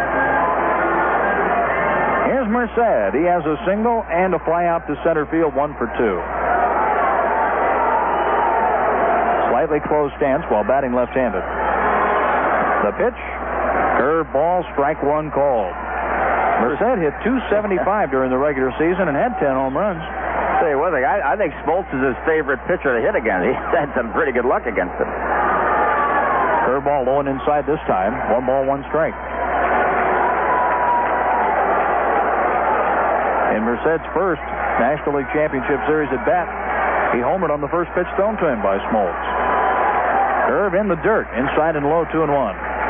Here's a case where Smoltz now, he's got a 4-run lead. He's coming down to the second half of the ball game. You got to get ahead of the hitters and then go for it. You just can't be that tricky and that precise. Get after them, get ahead of them. They start swinging to the first pitch, then go off a little bit. But until they do, get out in front. Here's the 2-1 pitch. Swing and a high fly ball down the left field line. Lonnie Smith was in left center. He's giving chase down the line in fair territory and makes the catch. That was a long way down there, and he got it about 5 feet fair near the bullpen. Pretty good running play.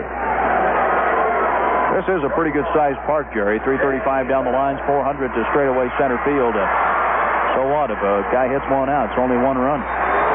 Well, the idea is don't get a lot of people on and get hurt by a gapper or a home run. You know, go after them, make them hit the ball, and eventually you're going to either get into trouble or get rid of them. And if you get into trouble, then you can start giving them your best stuff. But in the meantime, get ahead. Smoltz does with a curveball to Bell over the heart of the plate. Jay Bell is 1 for 2 with a single and a called 3rd strike.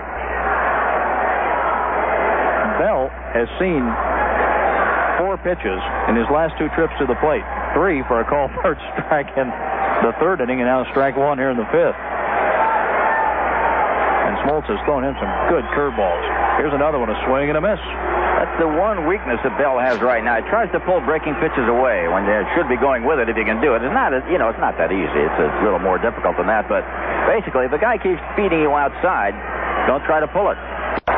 The 0-2 pitch on the way, and it hit him. Tried to get him with a curveball or tried to come up and in. That went through him. Oh, it did. I thought it hit him just for a moment. I don't know how it missed him, actually. I don't either. I thought it hit him. It was a curveball over his head. It was very close. It went over his head. He's got great legs. I don't know how he got out of the way of it. A ball inside, 1-2. Swing and a miss on a curveball down and away. Bell strikes out and slams the bat down. 5 strikeouts for Smoltz. He works his second 3-up, 3-down inning. After 5 full innings of play in Pittsburgh, the Braves lead the Pirates 4-0. Terry Gold. Details later on WFAN, New York. John Rooney from Three Rivers Stadium in Pittsburgh. Mel Check is our engineer here. Norman Baer, our producer, as we go to the 6th inning. And to take you the rest of the way with the play-by-play, the voice of the San Diego Padres, long ball Jerry Coleman. Okay, John, and here we have Mark Lemke, Rafael Belliard, then John Smoltz coming on against the right-hander Roger Mason, who got the save in the 1-0 Pittsburgh win the other day. Came on for an inning in the 3rd and held the Atlanta Braves off. And right now, here's Mark Lemke stepping in to bounce to short and to second. He's 0 for 2. He's batting left-handed against the right-handed Mason. And a pitch. Outside. In the ball game, Mason is the 3rd pitcher for Pittsburgh. John Smiley, who was a pitcher of record, went 2/3, allowed 3 hits and 3 runs. Bob Walken, 4 1/3, 2 hits and 1 run. 4-0. Braves on top as Lemke takes inside. 2 balls, no strikes. He's your new buddy, Jerry. Yeah, he's from Utica. Apparently his dad used to be a great Yankee fan. And met him last night for the first time. Pepper Pot, one of those guys that he'll fight his way up there and stay there. There's a fastball in there, 2 balls, 1 strike. He's got excellent defensive skills, and he's working on his batting average. Lemke this year did not have a big batting average, came in at 234. But he's just a young player getting started, and sometimes if you work at it hard enough, you can make it work. 3 balls, 1 strike now to Mark Lemke. The defense for the Pittsburgh Pirates: Steve Buechele at third, Jay Bell at short, Jose Lind at second, Orlando Merced at first, and Mike LaValliere is the catcher. Outfield left to right is Barry Bonds, Andy Van Slyke, Bobby Bonilla. The 6-6 Mason fires, and Lemke takes high ball 4 down to first base he goes. So Mason does exactly what his manager doesn't want him to do. He walks the lead man here in the 6th inning. We're in a spot right now where Pittsburgh simply cannot afford to give up any more runs. They're trailing 4-0. They have 4 innings to hit.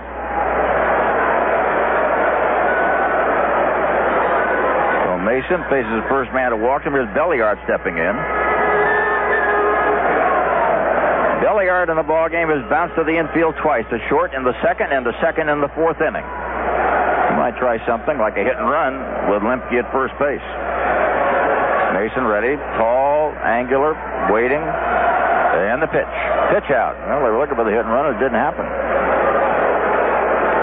These are situations where with a pitcher to follow the number 8 batter, there's not a lot you could do as far as sacrifice is concerned. So oftentimes a manager will hit and run to advance the runner to second and stay away from the double play. Mason's been around a while, spent a lot of time in the minor leagues, fought his way up and down with Detroit, Giants, Houston, and made it with Pittsburgh middle of the season. There's a square around for the bunt, and Belliard takes it outside. 2-0 the count. Belliard had squared to bunt on the pitch out, but watched it go by wide. 2 balls and no strikes. Mason, who is 33 years old, from Bel Air, Michigan. He said the other day when he saved that ball game, the 1-0 win by Pittsburgh, he said that his wife at home, the phone ran off the hook. Just kept ringing and ringing and ringing. Congratulating her for the great job. Or 2-0 pitch, and there's a bunt that's foul behind the plate. 2 balls, 1 strike. Well, Smoltz has a hit in this series. Got a stolen base, too. Everything else has been working for him, even though the first outing he had was a struggle. And the Braves gave him great bat support in a 10-3 win. He has settled in pretty well and struggling in the first couple of innings tonight. They play Belliard way off to the right side, left center, big gaping hole between the center fielder Andy Van Slyke and the left fielder Barry Bonds. And Belliard dips in there again and waits. 2 balls, 1 strike. Buechele at third. Tight now. Merced holds against the runner at first. Lemke with a lead. Pitch on the way, and it's a fastball up and in. It goes to 3-1. Well, that's an interesting count. What do you do? Make them take? Let them hit? We'll find out. We'll start the runner. And it looks as though the Pittsburgh bullpen is going to crank it up one more time. They have been busy all night long from the very first inning. It's been a difficult night. The pitch now coming up to Belliard, and here it is, and it's on the corner, 3-2. Bill Landrum, a right-hander, starts to throw, and Bob Patterson, a left-hander. So the righty and the lefty are up again. 3-2 the count. Let's see if Lemke goes. Belliard waiting. Mark Lemke drifting off at first. Checks out the pitcher. There he goes. Pitch on the way. A looping foul coming back and out of play. And the count, it holds 3 balls and 2 strikes. 3-2 the count. Mason got his feet wet with the Detroit Tigers in 5 games in '84. They went to the National League, to Phoenix, up to San Francisco for 5 games in '85. 11 games with the Giants in '86. 5 more in '87. Was with Houston for only 2 ball games in '89. And then the Pirates for 24 games this year, his longest stint at the Major League level. There goes the runner again. Line drive, base hit to center field on the hit and run. And heading for third base goes Lemke. The throw is in time, and they get him. What a play by Andy Van Slyke, who was playing shallow. And Lemke nailed it third on a play that goes 8-5. And there, once again, John Rooney, is what happens when you don't have power. That outfield is playing so shallow, it's hard to advance to third on a player scored from second base if you're going from second. Well, you think it's academic, Jerry, with the runner taking off on the pitch and a line shot into center field, that Lemke would have a great opportunity to take third. But Van Slyke hustled to the ball, threw a 1-hop strike to Buechele, who slapped the tag down, and the play goes 8-5. Well, let's see what happens here with 1 down now. John Smoltz is coming on. He walked and struck out. And there goes Ray Miller, the pitching coach, to have a chat with Mason.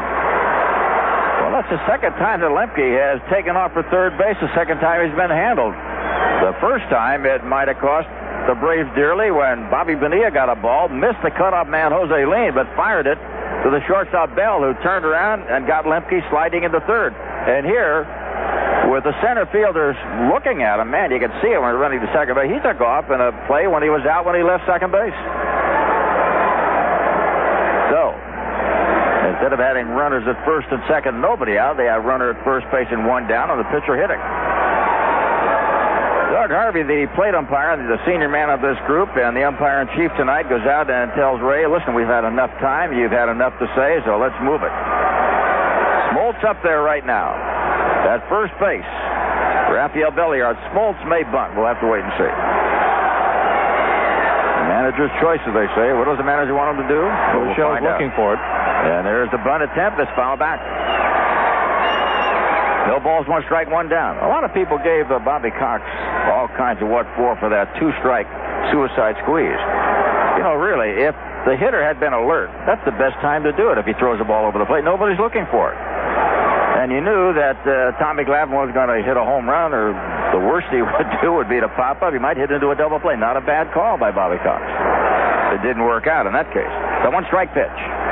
And a bunt off the bat of Smoltz. That's foul. Well, that was a pretty good play by Labonte. He picked the ball and tried to tag Smoltz all in one motion, but Belliard, who's got speed, was down at second base. And it might be that Smoltz will go all the way over the sacrifice. Not a bad play. Keep him off the bases. Just let him bunt himself away and then let Lonnie Smith do something. Managers now into the second half of the game want to protect their pitcher and his energy, his arm as well. Don't let him run a lot if they can help it. Well, Smoltz pitched in the clinching game against Houston to win the National League West. He wants the decision in this one, and right now it's his 4-0. Smoltz squared around, took outside the ball. 1 ball, 2 strikes. What I'm saying is Smoltz has worked the 5 innings with the lead to be eligible for the victory. Yes, sir. You got to go 5, and he can get the win. But right now he wants to go 9 if he can do it.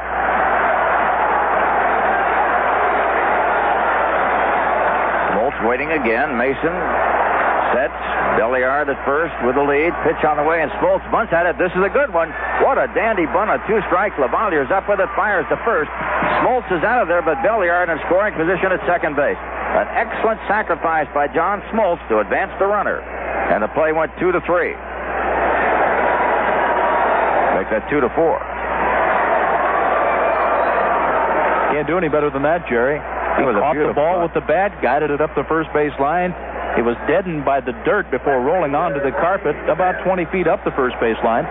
Lavalier had an easy play to get the out at first base, but the job was done with 2 strikes with Belliard moving to second. So now the Braves with a chance for another run. They lead 4-0. They've got a runner at second base, and here's Lonnie Smith stepping in, who walked and scored, bounced to first, and struck out. 0 for 2.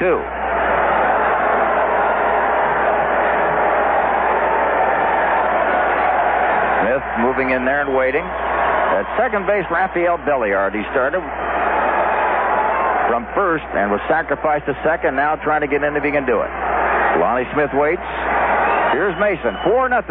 Braves lead the final game of the National League Championship Series. And Smith takes inside, strike 1. Lavalier was set up outside, and the fastball came over the inside corner. Smith, a good fastball hitter, does not like off-speed stuff. That gives him some trouble. When he's looking fastball and he gets that changeup or breaking ball, he has trouble. Here's the 1-strike delivery on the way, and there's a curveball down. 1 ball, 1 strike. Outfield gives Lonnie Smith a big chunk of left center. Here at Three River Stadium at Pittsburgh is 335 down the line and left and right, 375 to the alleys, 400 dead center, and a 10-foot wall. Mason fires, and Smith hits one high into right center field. Andy Van Slyke cruising after this one to his left. He has it for the 3rd out. Smith is gone, and so are the Braves after 5.5 innings of play. Atlanta 4, Pittsburgh nothing. It could be better than that.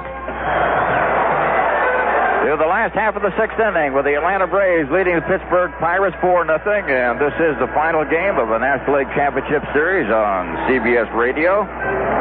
Andy Van Slyke will lead it off for Pittsburgh, followed by Bobby Bonilla and Barry Bonds. And we have made a defensive change for the Atlanta Braves. Keith Mitchell has moved into play left field in place of Lonnie Smith.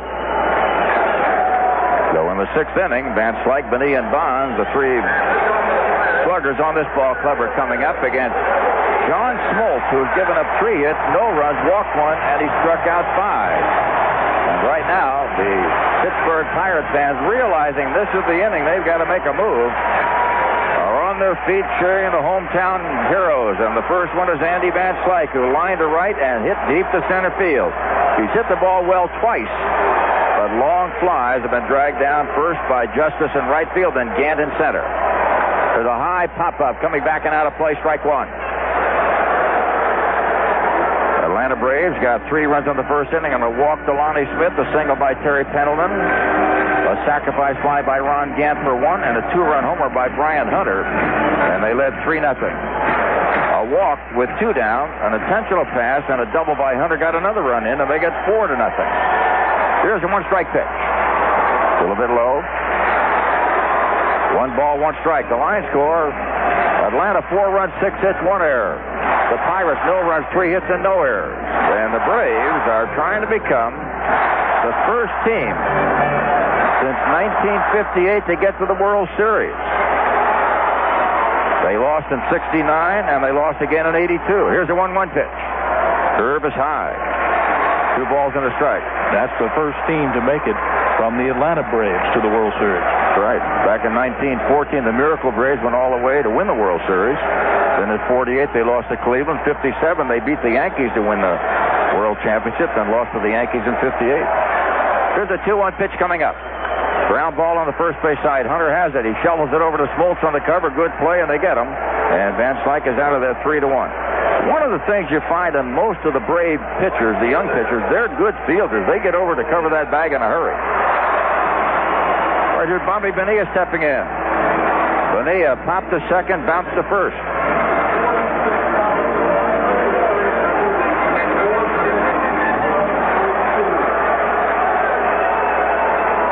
46,932 the attendance tonight.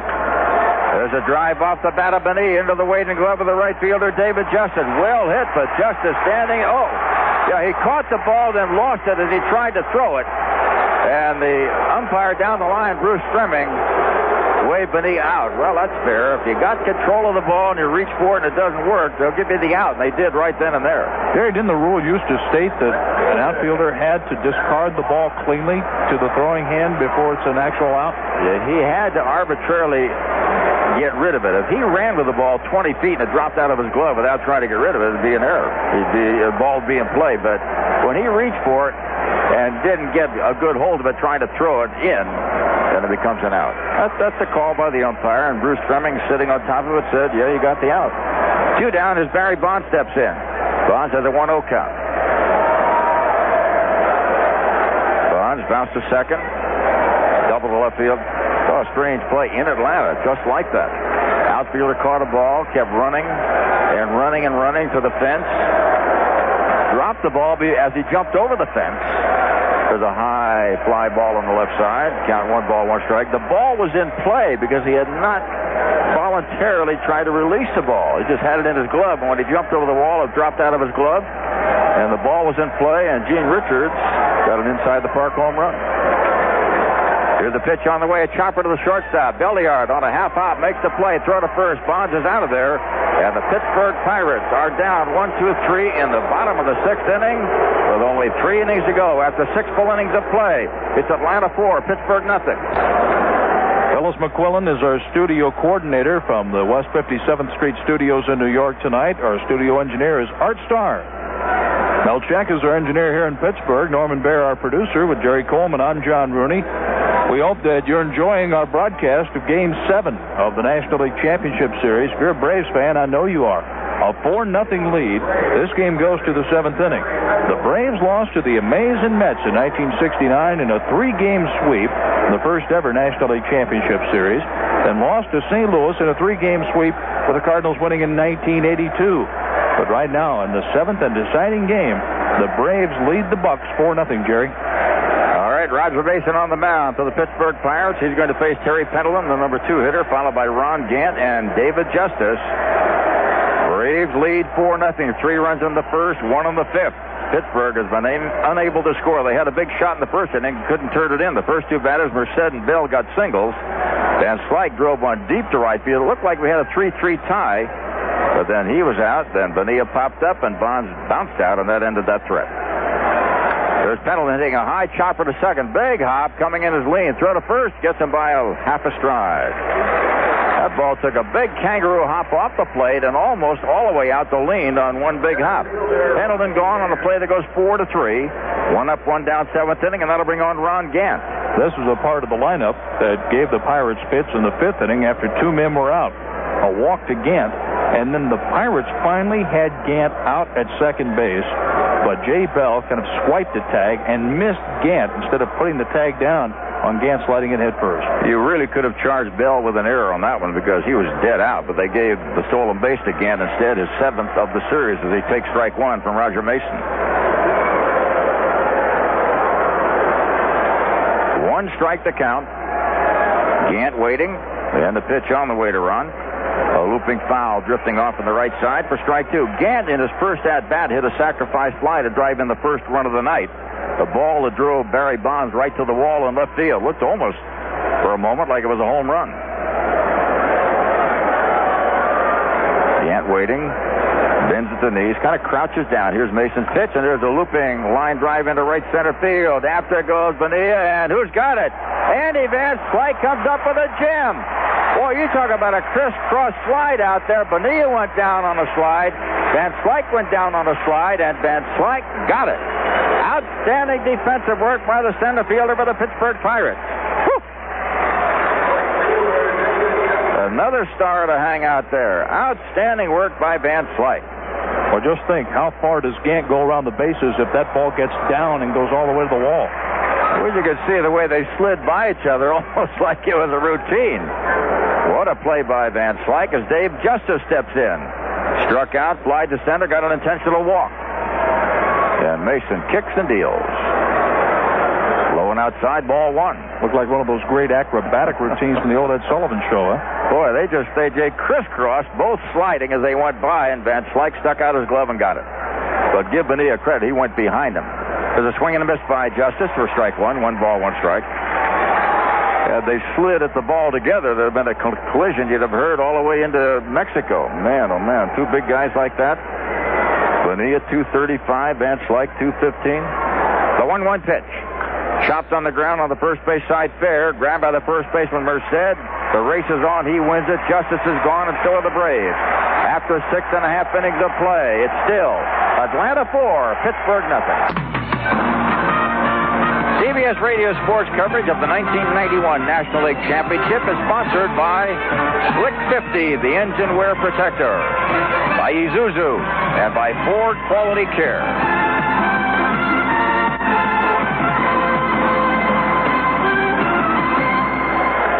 We're at the 7th inning stretch from Three Rivers Stadium in Pittsburgh with Jerry Coleman. I'm John Rooney on CBS Radio Sports. The 7th game of the National League Championship Series. The Braves got 3 runs in the first inning, 2 on a home run by Brian Hunter. Then Brian Hunter doubled in Ron Gant, who had walked with 2 men out in the 5th inning to make it a 4-0 game.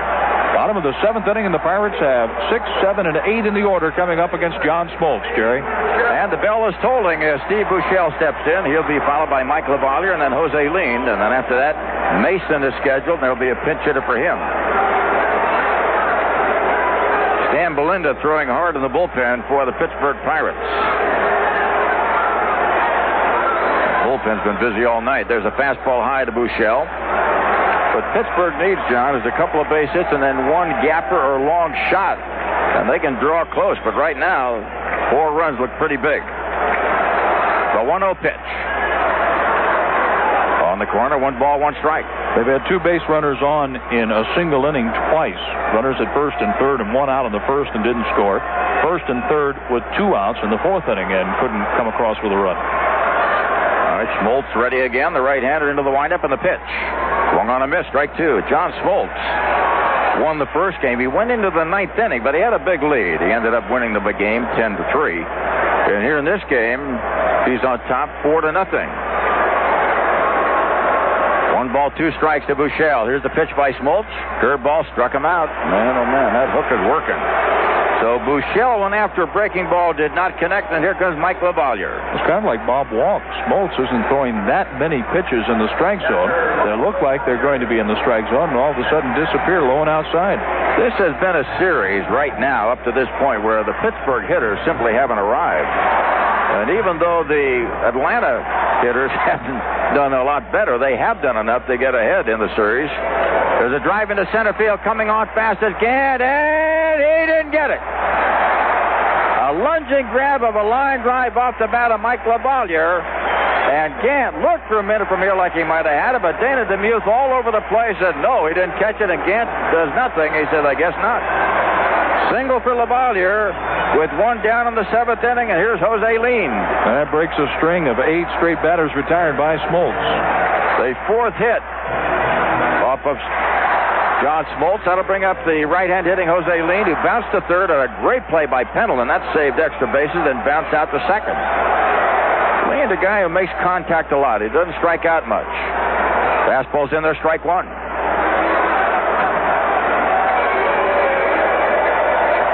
Well, Mason has a bat in the on-deck circle, but chances of him hitting are slim to none. Here's the one-strike pitch. I've noticed that manager Jim Leland never pulls the string until he has to with the pinch hitters. He'll send the pitcher up there and let him stand around, and when he has to go in for that pinch hitter, he'll call him back. John Smoltz now checking the batter, Jose Lean. One down, runner at first base. LaValliere short lead. Playing behind him is Hunter, and the pitch on the way by Smoltz. Curveball in there for strike two. A ball and 2 strikes.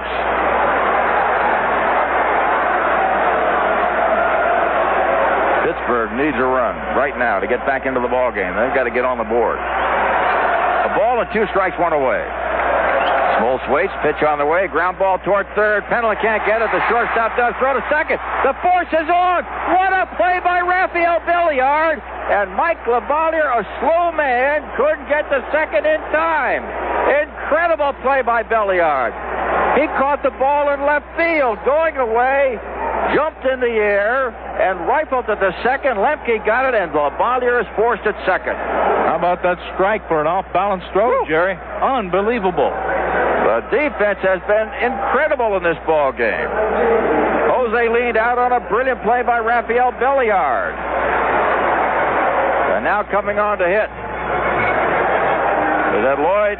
No, Kurt Wilkerson is stepping in there. He's going up against the right-handed John Smoltz. He's batting for Mason. What a play by Rafael Belliard for the second out. There's a foul back off the bat.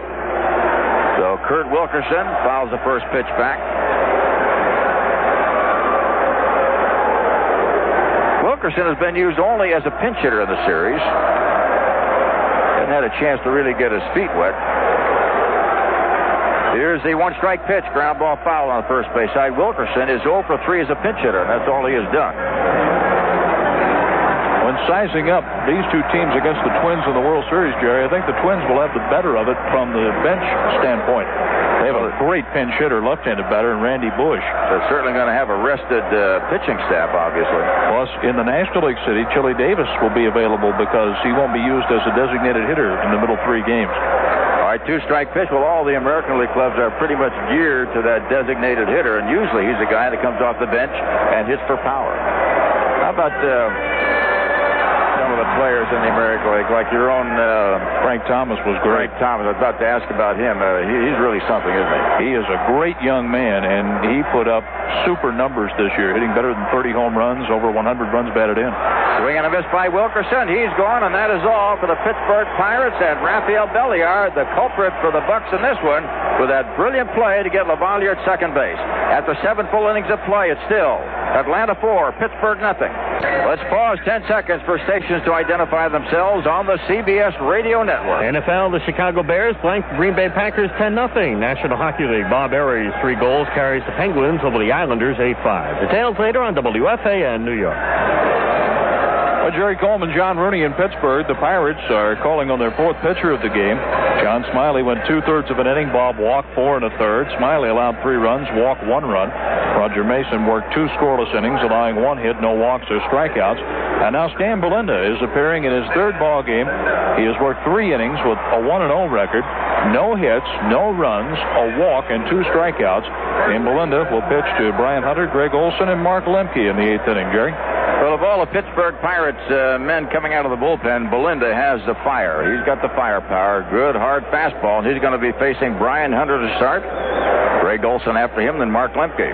4-0. Atlanta leads. We're in the 8th inning. 2 more innings for Pittsburgh to try to catch up, and a couple of innings for the Atlanta Braves to try to get more runs. Belinda is a 4th pitcher for the Pittsburgh Pirates. Pitch on the way, and Belinda fires a fastball, fouled back by Hunter. John Smiley started the game for Pittsburgh and had a terrible outing again. In 2/3 of an inning, gave up 3 hits and 3 runs, and that pretty much is a ball game right there. That happened in the 1st inning. He walked 1, he struck out 1. Bob walked in 4 1/3, gave up 2 hits and a run. He walked 3, struck out 3. Roger Mason, 2 innings, 1 hit, no runs, a walk and no strikeouts, and now Stan Belinda, the right-hander. Curveball hit high in the air behind 3rd. Going back into shallow left field is Jay Bell. Coming on is Barry Bonds, who takes it away for the 1st out, and Hunter's gone in the 8th inning. 1 up and 1 down. With Hunter's stolen base, it's a new National League Championship Series record for most stolen bases in a series by both clubs at 16, beating the 15 the Mets and Dodgers had in 1988. And with Pittsburgh's 35th National League Championship Series game, that's a new record, passing the Dodgers, who played in 34 in 7 series. Belinda now going after Greg Olson, who singled, popped to center, struck out, and the pitch is on the corner for a strike. Belinda has what you would call a 90-plus mile-an-hour fastball. If he gets it in the spot, he sort of side wheels to the right-hand batters. Rather tough to follow. The star of the game right now, Brian Hunter, a 2-run homer in the 1st and a double that drove in the 3rd run for him in the 5th inning. And the 4th run for the Atlanta Braves. 1 ball, 1 strike, 1 down. And Atlanta win tonight, Jerry, gives the NL West 4 straight flags. Well, the World Series is just around the corner, and the Braves are creeping up on it. Here's a 1-1 pitch. There's a looping foul on the right side, a ball and 2 strikes. St. Louis was the most recent East team to win the National League pennant, 1987. The Dodgers won in 88, the Giants in 89, the Reds last year. All right, here comes Greg Olson waiting now. A 1 ball, 2 strike pitch. Don't forget, Saturday at 8:07 Eastern Daylight Time, Game 1 of the World Series from Minnesota. Still call that place the Homer Dome? The Metrodome. Well, yeah, but I mean, balls fly out of there, you know. See, that's the brainwashing you get over in the National League, Jerry. My goodness. I saw that park. I could hit a home run on that park on one of my better days. If you're batting left-handed, it's a better, easier poke, that is, to right field than down the left field line. You know the best thing about that park? It's got a cover on it. That's right. At this time of year, anyway. 3-2 the count.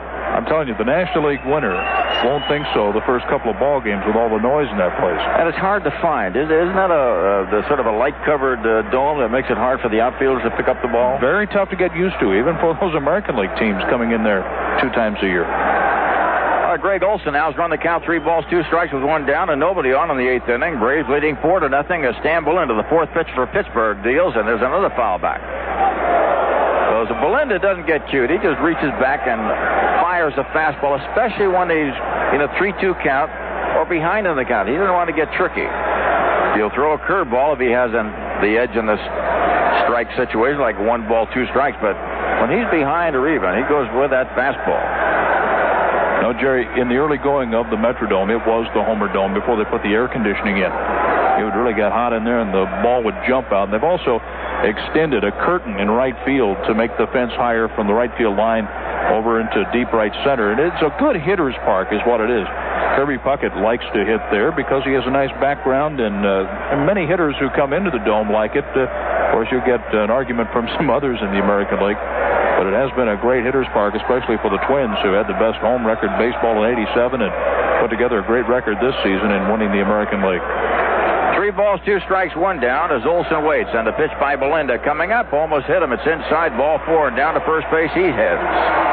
So Greg Olson gets a 1-out base on balls here in the 8th inning, and that'll bring up Mark Lemke, the switcher. He'll be up there left-handed. Lemke has bounced to short, to second, and got a base on balls. If it is the Braves, Jerry, I'll really be interested to see how the Twins hitters handle these good Braves pitchers. Well, sometimes when you take them out of their natural habitat, shall we say, it's hard to work, and they may have a little bit of a shock going into the Metrodome in Minnesota. That's a tough park to play in because of the noise reaction. Well, it was funny, in '87, the Twins had a shock going to St. Louis to Busch Stadium.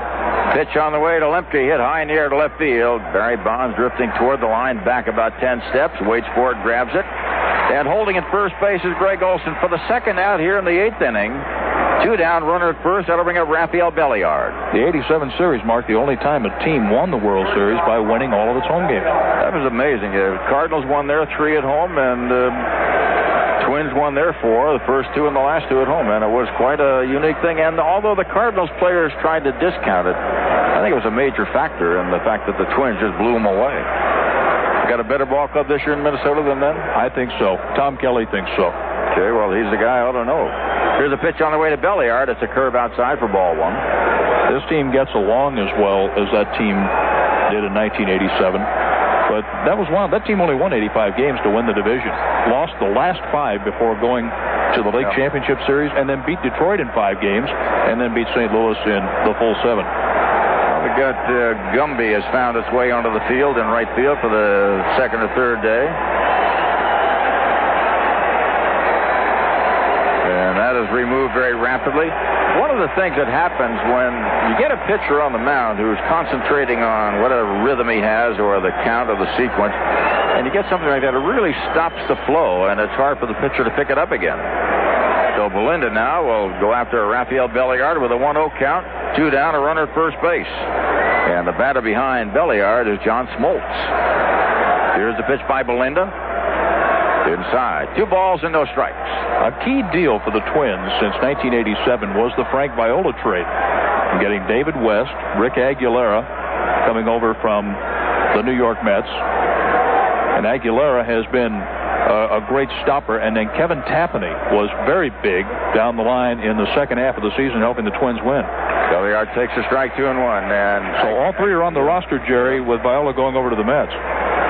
Who wants to leave the Mets, I understand, according to the paper reports. But Aguilera, now, what did he say, 46? He's up there in the 40 someplace. We got a number on him? He did a pretty good job. I know Lee Smith had 46 in the National. Here's a pitch on the way now, and Belliard takes it for a strike. 2-2. 2 balls, 2 strikes.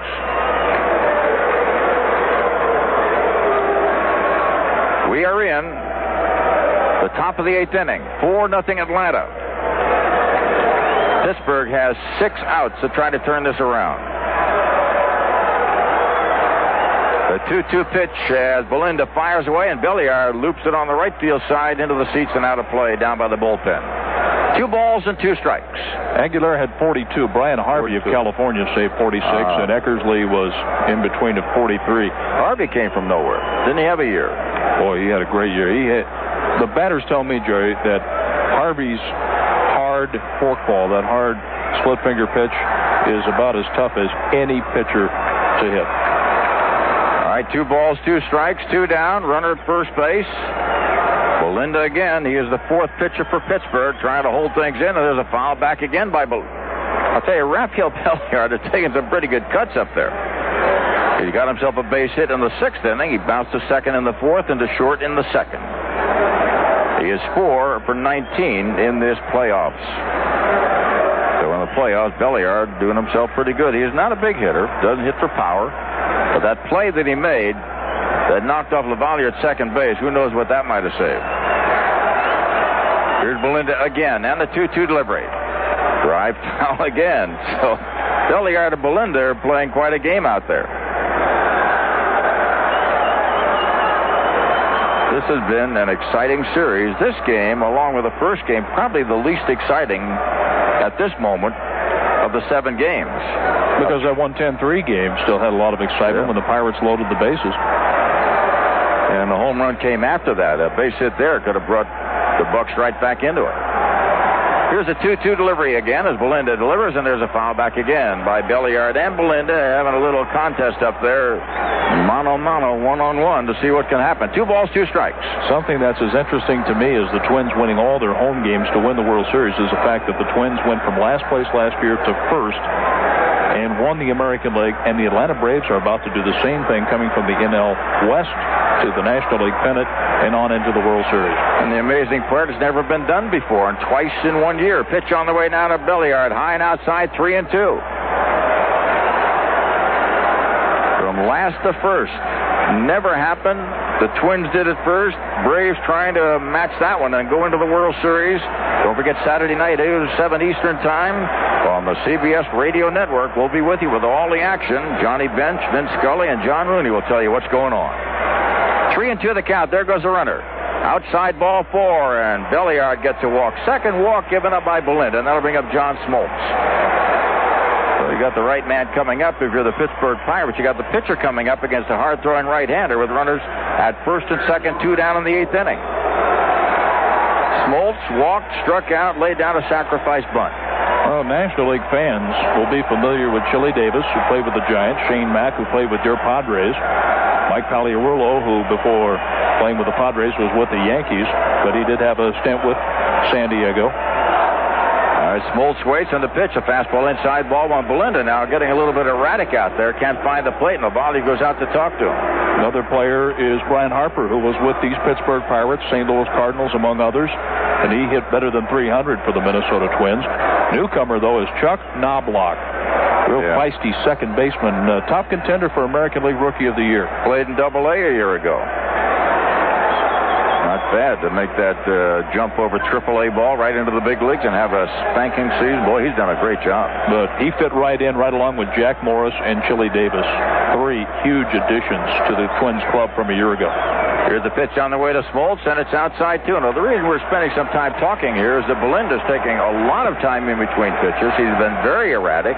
He's walked 2 men, and now he falls behind Smoltz 2-0. And behind Smoltz is Keith Mitchell. He'll be batting for Lonnie Smith. Going into the ball game defensively, he'll be up for the first time in the 8th inning if he gets up for the 9th inning. There's a fastball that finds the plate this time to Smoltz, and the count 2 balls, 1 strike. I heard some people today talking about a possible sweep of the Twins. One thing I think that will keep it from being a sweep, and that's the composure of Steve Avery. Boy, isn't he something? And the 2-1 delivery. Swung on a miss, 2-2. So Bill Landrum, a right-hander, and Bob Patterson, a left-hander, are going in the Pittsburgh bullpen. In fact, tonight, from the very first inning, except for a couple of middle innings when Walk was in there, they've had people in the bullpen all night long, and still they're trailing 4-0. They've got 2 more at-bats in the 8th and 9th innings to try to make it up. Swing and a miss by Smoltz, and that's all. Belinda blows it by him. Atlanta's gone after 7.5 innings of play. Atlanta 4, Pittsburgh nothing. Well, Jerry Coleman, the line from the Wizard of Oz, there's no place like home, but you couldn't sell that to either one of these teams, with Atlanta losing a couple of games at Fulton County Stadium, and the Pirates are in danger of dropping the last 2 here and dropping the National League flag to Atlanta. You know what it really says right now, looking at John Smoltz out there coming out for the 8th inning, is that pitching so dominates the game, it's incredible. You get an Avery and a Smoltz, and Pittsburgh has not scored in the last 16 innings in these last 2 games here in Pittsburgh. They've been closed out completely. Overall, that's 25 scoreless innings at Three River Stadium for the Pirates, 20 overall. Wow.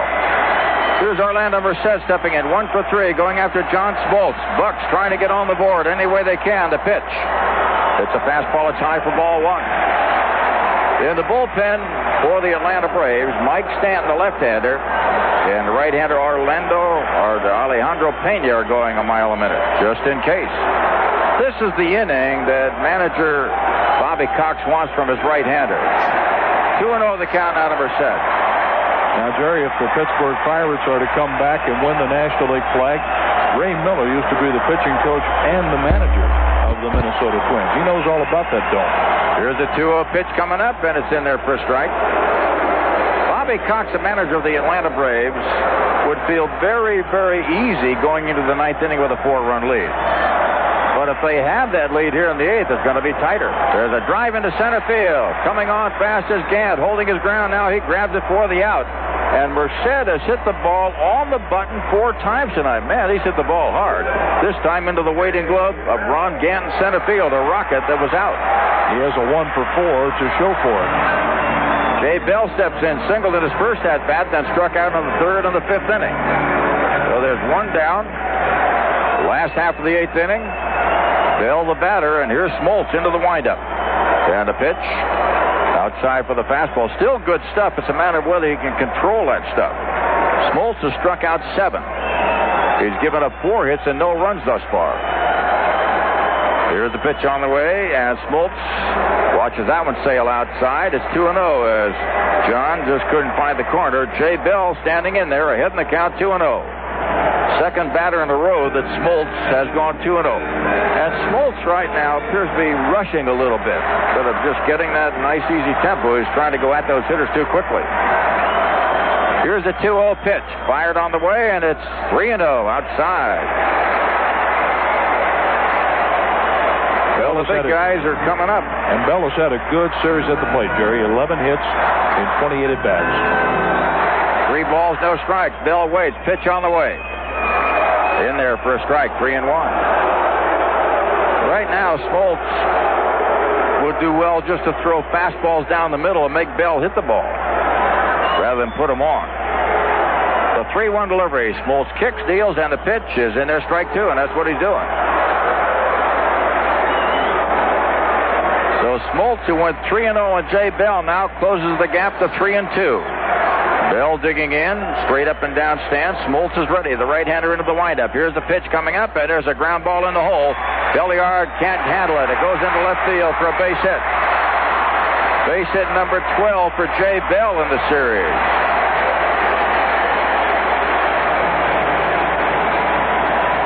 Now a long ball, and that lead is cut in half, Jerry. Well, the big guys are coming in. Andy Van Slyke, Bobby Bonilla, Barry Bond. And the Pittsburgh fans once again on their feet, trying to pull their guys across the board. Let's see what happens.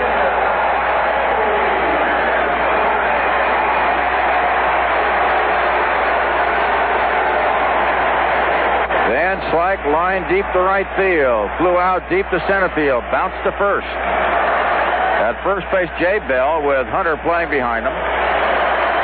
The pitch on the way by Smoltz, curveball in there for strike 1. Score, Atlanta 4 runs, 6 hits, and 1 error. The Pirates no runs, 5 hits, and no errors.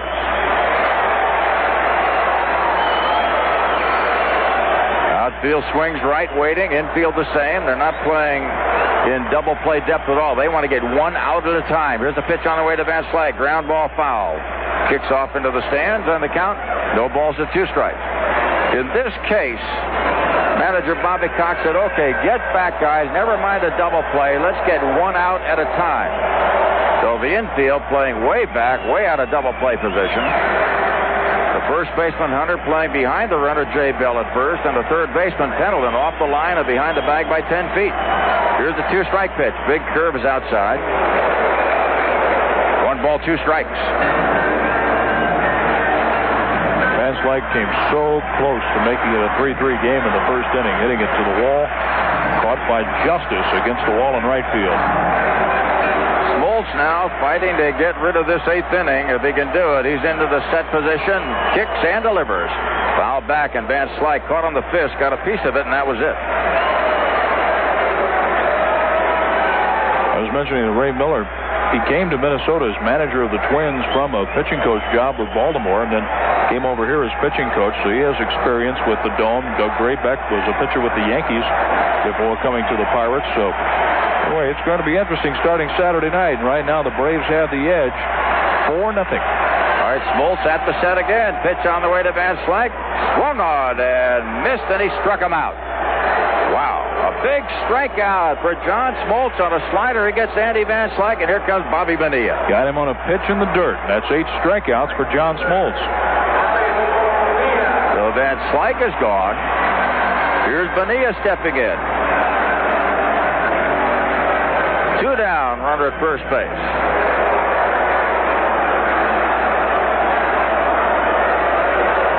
Bobby Bonilla, 0 for 3. Left-hand hitter, a switch hitter, batting left-handed against the right-handed Smoltz. Takes high and outside for ball 1. Smoltz trying to come up with a complete game victory if he can do it. Braves lead 4-0, 2 out. Last half of the 8th inning. Runner at first base. Bonilla waits in the pitch. A little bit low. 2 balls and no strikes. And the Pirates are down to 4 outs left. This has been one of the truly great series in National League Championship play. Outstanding. Tight games. 4 of them had you sitting on the edge of your seats all night long, and before this is over, who knows? Here's a 2-0 pitch coming up. It's on the way, and Bonilla hits it into right center field, going back to second baseman Lemke. Over the shoulder, can't get it.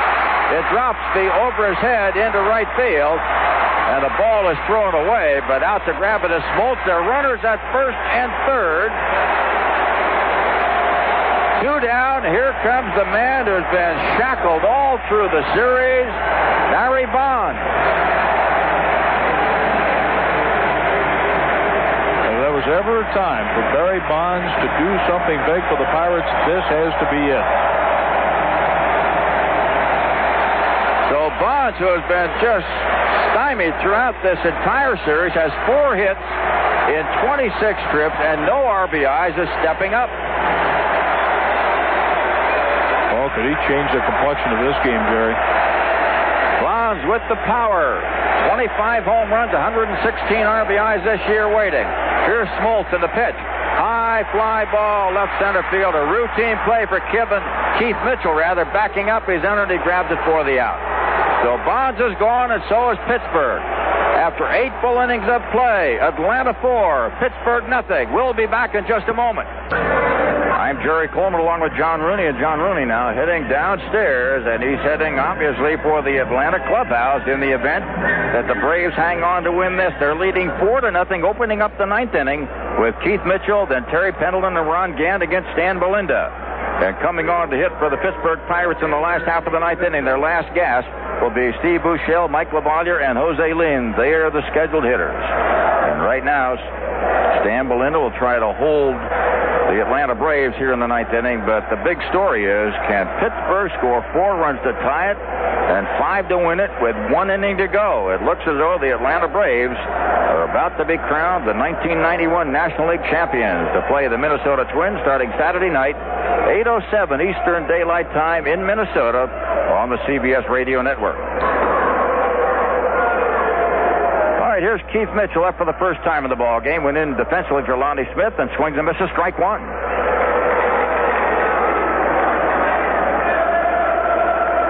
Nothing. Braves lead the Pittsburgh Pirates, and the Pirates slowly fading away here. Here's the 1-strike pitch. Swing and a miss. No balls, 2 strikes. Braves got 3 runs in the first inning, 1 in the 5th, and Pittsburgh had a threat going in the first and 1 in the 4th, and that's just about been it. No balls, 2 strikes, and the pitch on the way to Mitchell, and there's a looping pop-up on the first base side over to Triford to Merced, and he can't get to it, about 5 rows deep. Defensively, Steve Buechele at third, Jay Bell at shortstop, the second baseman Jose Lin, Orlando Merced at first base, Mike LaValliere the catcher. In the outfield, left to right, is Barry Bonds, Bandy Van Slyke in center, and Bobby Bonilla in right field. And on the mound, the 4th Pittsburgh pitcher, Stan Belinda. John Smiley, the pitcher of record for Pittsburgh. John Smoltz, the pitcher of record for Atlanta. 2-strike pitch coming up. Curve is outside. A ball and 2 strikes.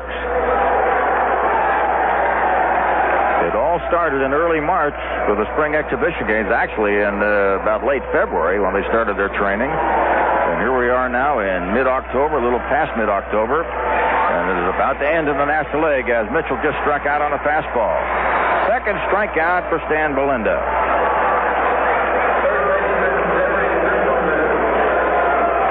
What actually happened, if you look at it, they came down to the wire here, and one game decided who was going to be the winner. They came into this game tied at 3 apiece, and right now the Atlanta Braves have a monstrous edge. They lead 4-0 in the 9th inning. Terry Pendleton, 1 for 4, fouls the first pitch back, strike 1. So almost get the feeling that the hitter for the Braves are trying to get out so they can get rid of that bottom of the ninth inning and win this championship.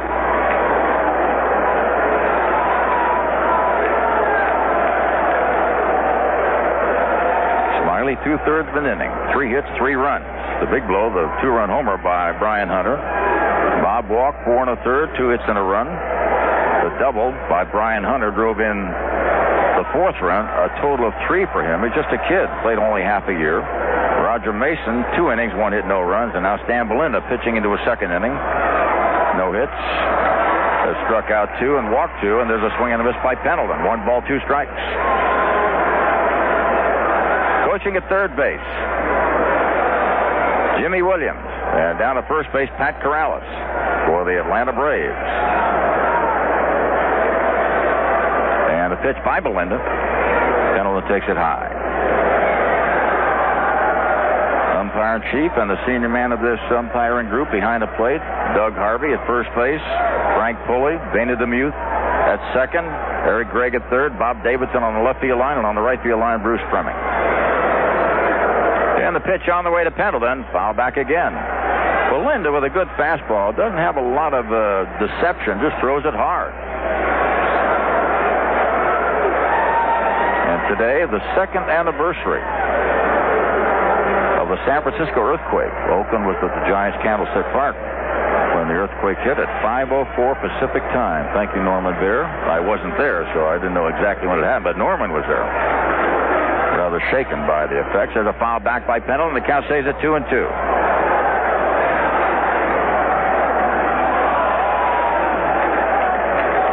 Two balls, 2 strikes. Pittsburgh with the best record in all of baseball. Won 98 games. Atlanta won 94 games, and they are very close to walking away with a National League pennant to face the Minnesota Twins on the World Series on Saturday night starting at 8:07 Eastern Time on the CBS Radio Network. Hope you can join us. 2-2 pitch. Drive into left field. Well hit. Going back is Barry Bonds. He grabbed it for the 2nd out. And you'll hear the broadcasting genius Vince Scully, Johnny Bench, and our own John Rooney in that World Series effort. 2 up, 2 down, 9th inning. That'll bring on Ron Gant. Gant hit a sacrifice fly to drive in the 1st run for Atlanta. Singled.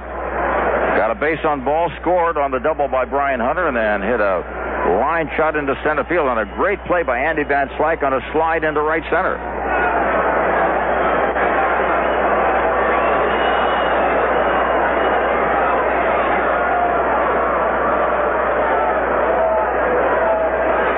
They pitch by Belinda. Curveball outside. Bob Patterson throwing in the bullpen for Pittsburgh, and obviously if Atlanta got something going and there was a left-hand hitter up there, he'd be brought in. Managers never quit, and Jim Leyland certainly does. And a tough pill for him to swallow. He lost last year against Cincinnati, and it looks like he's going to go down again, this time against the Atlanta Braves.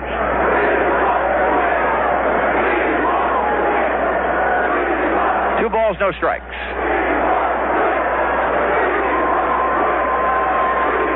Belinda fires, and Gant takes it inside. 3-0. Well, Belinda doesn't hold runners on very well. If Gant gets there, he might try for his 8th stolen base in the series. He got 7 already, including 1 tonight. And the pitch on the way to Gant. In there, 3-1. 2 down, 9th inning. Looking ahead to the Pirate bottom of the 9th inning. Steve Buechele, Mike LaValliere, Jose Lean are the scheduled hitters. 3-1. Swung on a miss, 3-2. Ron Gant trying to close out this championship series with a base hit. Gant moving back in. This year, Gant was the big power guy. 32 homers, 105 RBIs. Nobody on the Braves hit that many or drove in that many. Although David Justice, who missed 2 months, had quite a year. 21 homers, 87 RBIs. There's a hard shot off the glove of Belinda out to the second baseman, Jose Lean, and he makes the play to first, and it goes 1-4-3 for keeping book. After 8.5 innings of play, going into that bottom of the 9th inning, the final gasp for the Pittsburgh Pirates. The Atlanta Braves lead 4-0.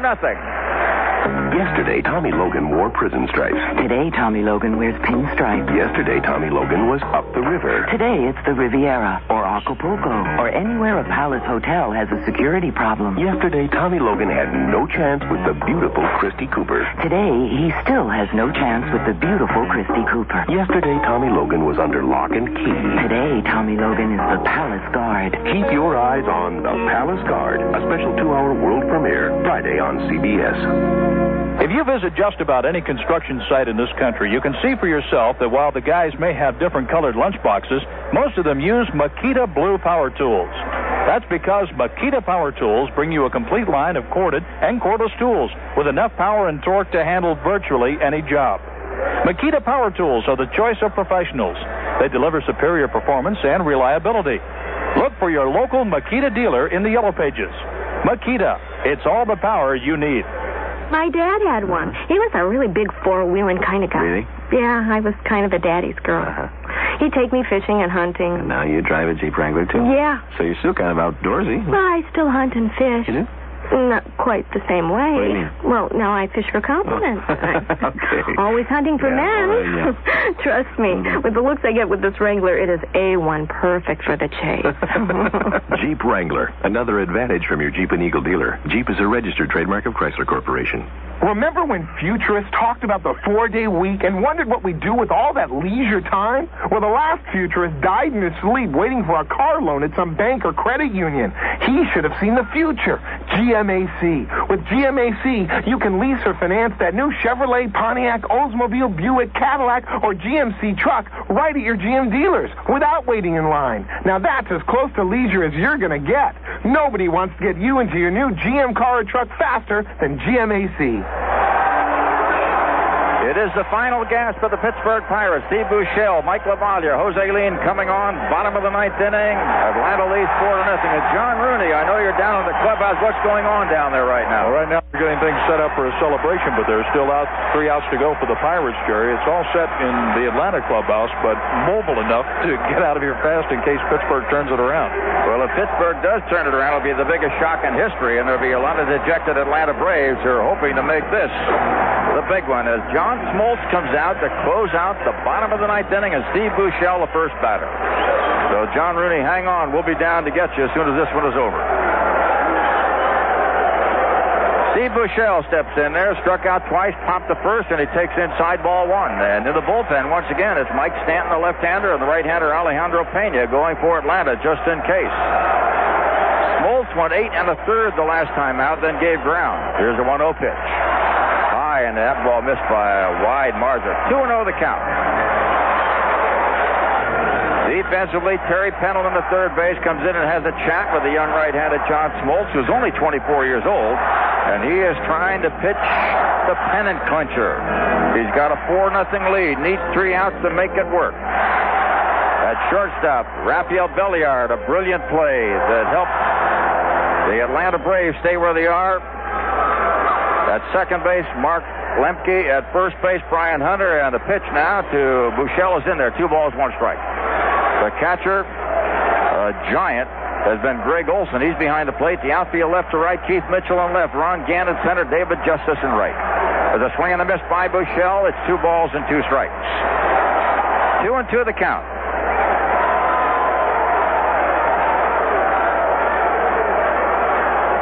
Smoltz looking in. Sign goes down. The 2-2 delivery on the way to Buechele. Swing and a miss at a breaking ball. Strike 3. Oh, apparently a foul tip that was dropped. So we'll try it again. And it looked as though the ball was caught, and apparently not. Must have bounced before it got into the glove of Greg Olson. On the foul tip, you got to catch it before it hits the ground. And there, that ball did hit the ground. Good call by Doug Harvey. Here's the next pitch. Fastball foul back. 2 balls, 2 strikes. That's one of the toughest calls for an umpire. A ball in the dirt when he's blinded by the catcher. So that's where the first base umpire and the third base umpire frequently come into play. 2-2 the count. Buechele waits. Here's the pitch by Smoltz. It's a drive into center field. Routine out for Ron Gant. Waiting for it. Under it. He has it for the first out here in the last half of the ninth inning. And the Atlanta Braves creeping ever closer to the National League flag for 1991. Mike LaValliere steps in. Walk, safe on an error, single to center field. He's been on all 3 times. So for Jim Leland, if in fact the Braves go on to win, as LaValliere takes and hits one on the left side for a foul, strike one. If in fact Jim Leland and the Pittsburgh Pirates lose, this will be a bitter pill for Leland to swallow. For the second year in a row, he is a bridesmaid and not a bridegroom. Man, oh man. Here's the 1-strike pitch. Outside. 1 ball, 1 strike. Gene Lamont coaching at third base for Pittsburgh. Over at first base, Tommy Sant. The 1-1 pitch. Schmaltz fires, and a curveball hit high to the right center side. Not very deep. Coming and calling for it is Justice. He's under it. He grabs it. And now the Atlanta Braves need 1 out to wrap up the 1991 National League pennant. Whew. From last to first, following the act of the Minnesota Twins, who went from last to first in the American League. It was never done before. And now here come the Braves right after them, last to first in the National League for a first ever.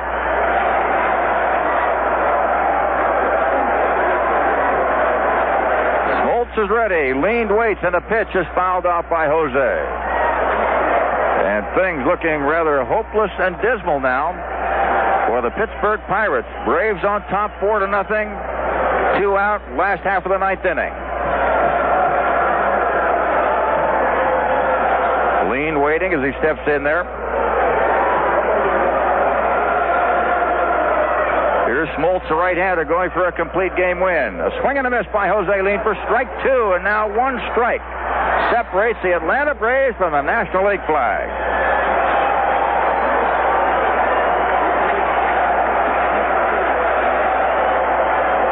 Schmaltz is ready, rocks and deals in the pitch, fouled away, and Lean hanging tough. No balls, 2 strikes, 2 down. 4-0 Atlanta. 2 out, last of the 9th inning, and on that Atlanta bench, you'd think of the grins and giggling. They know they got it.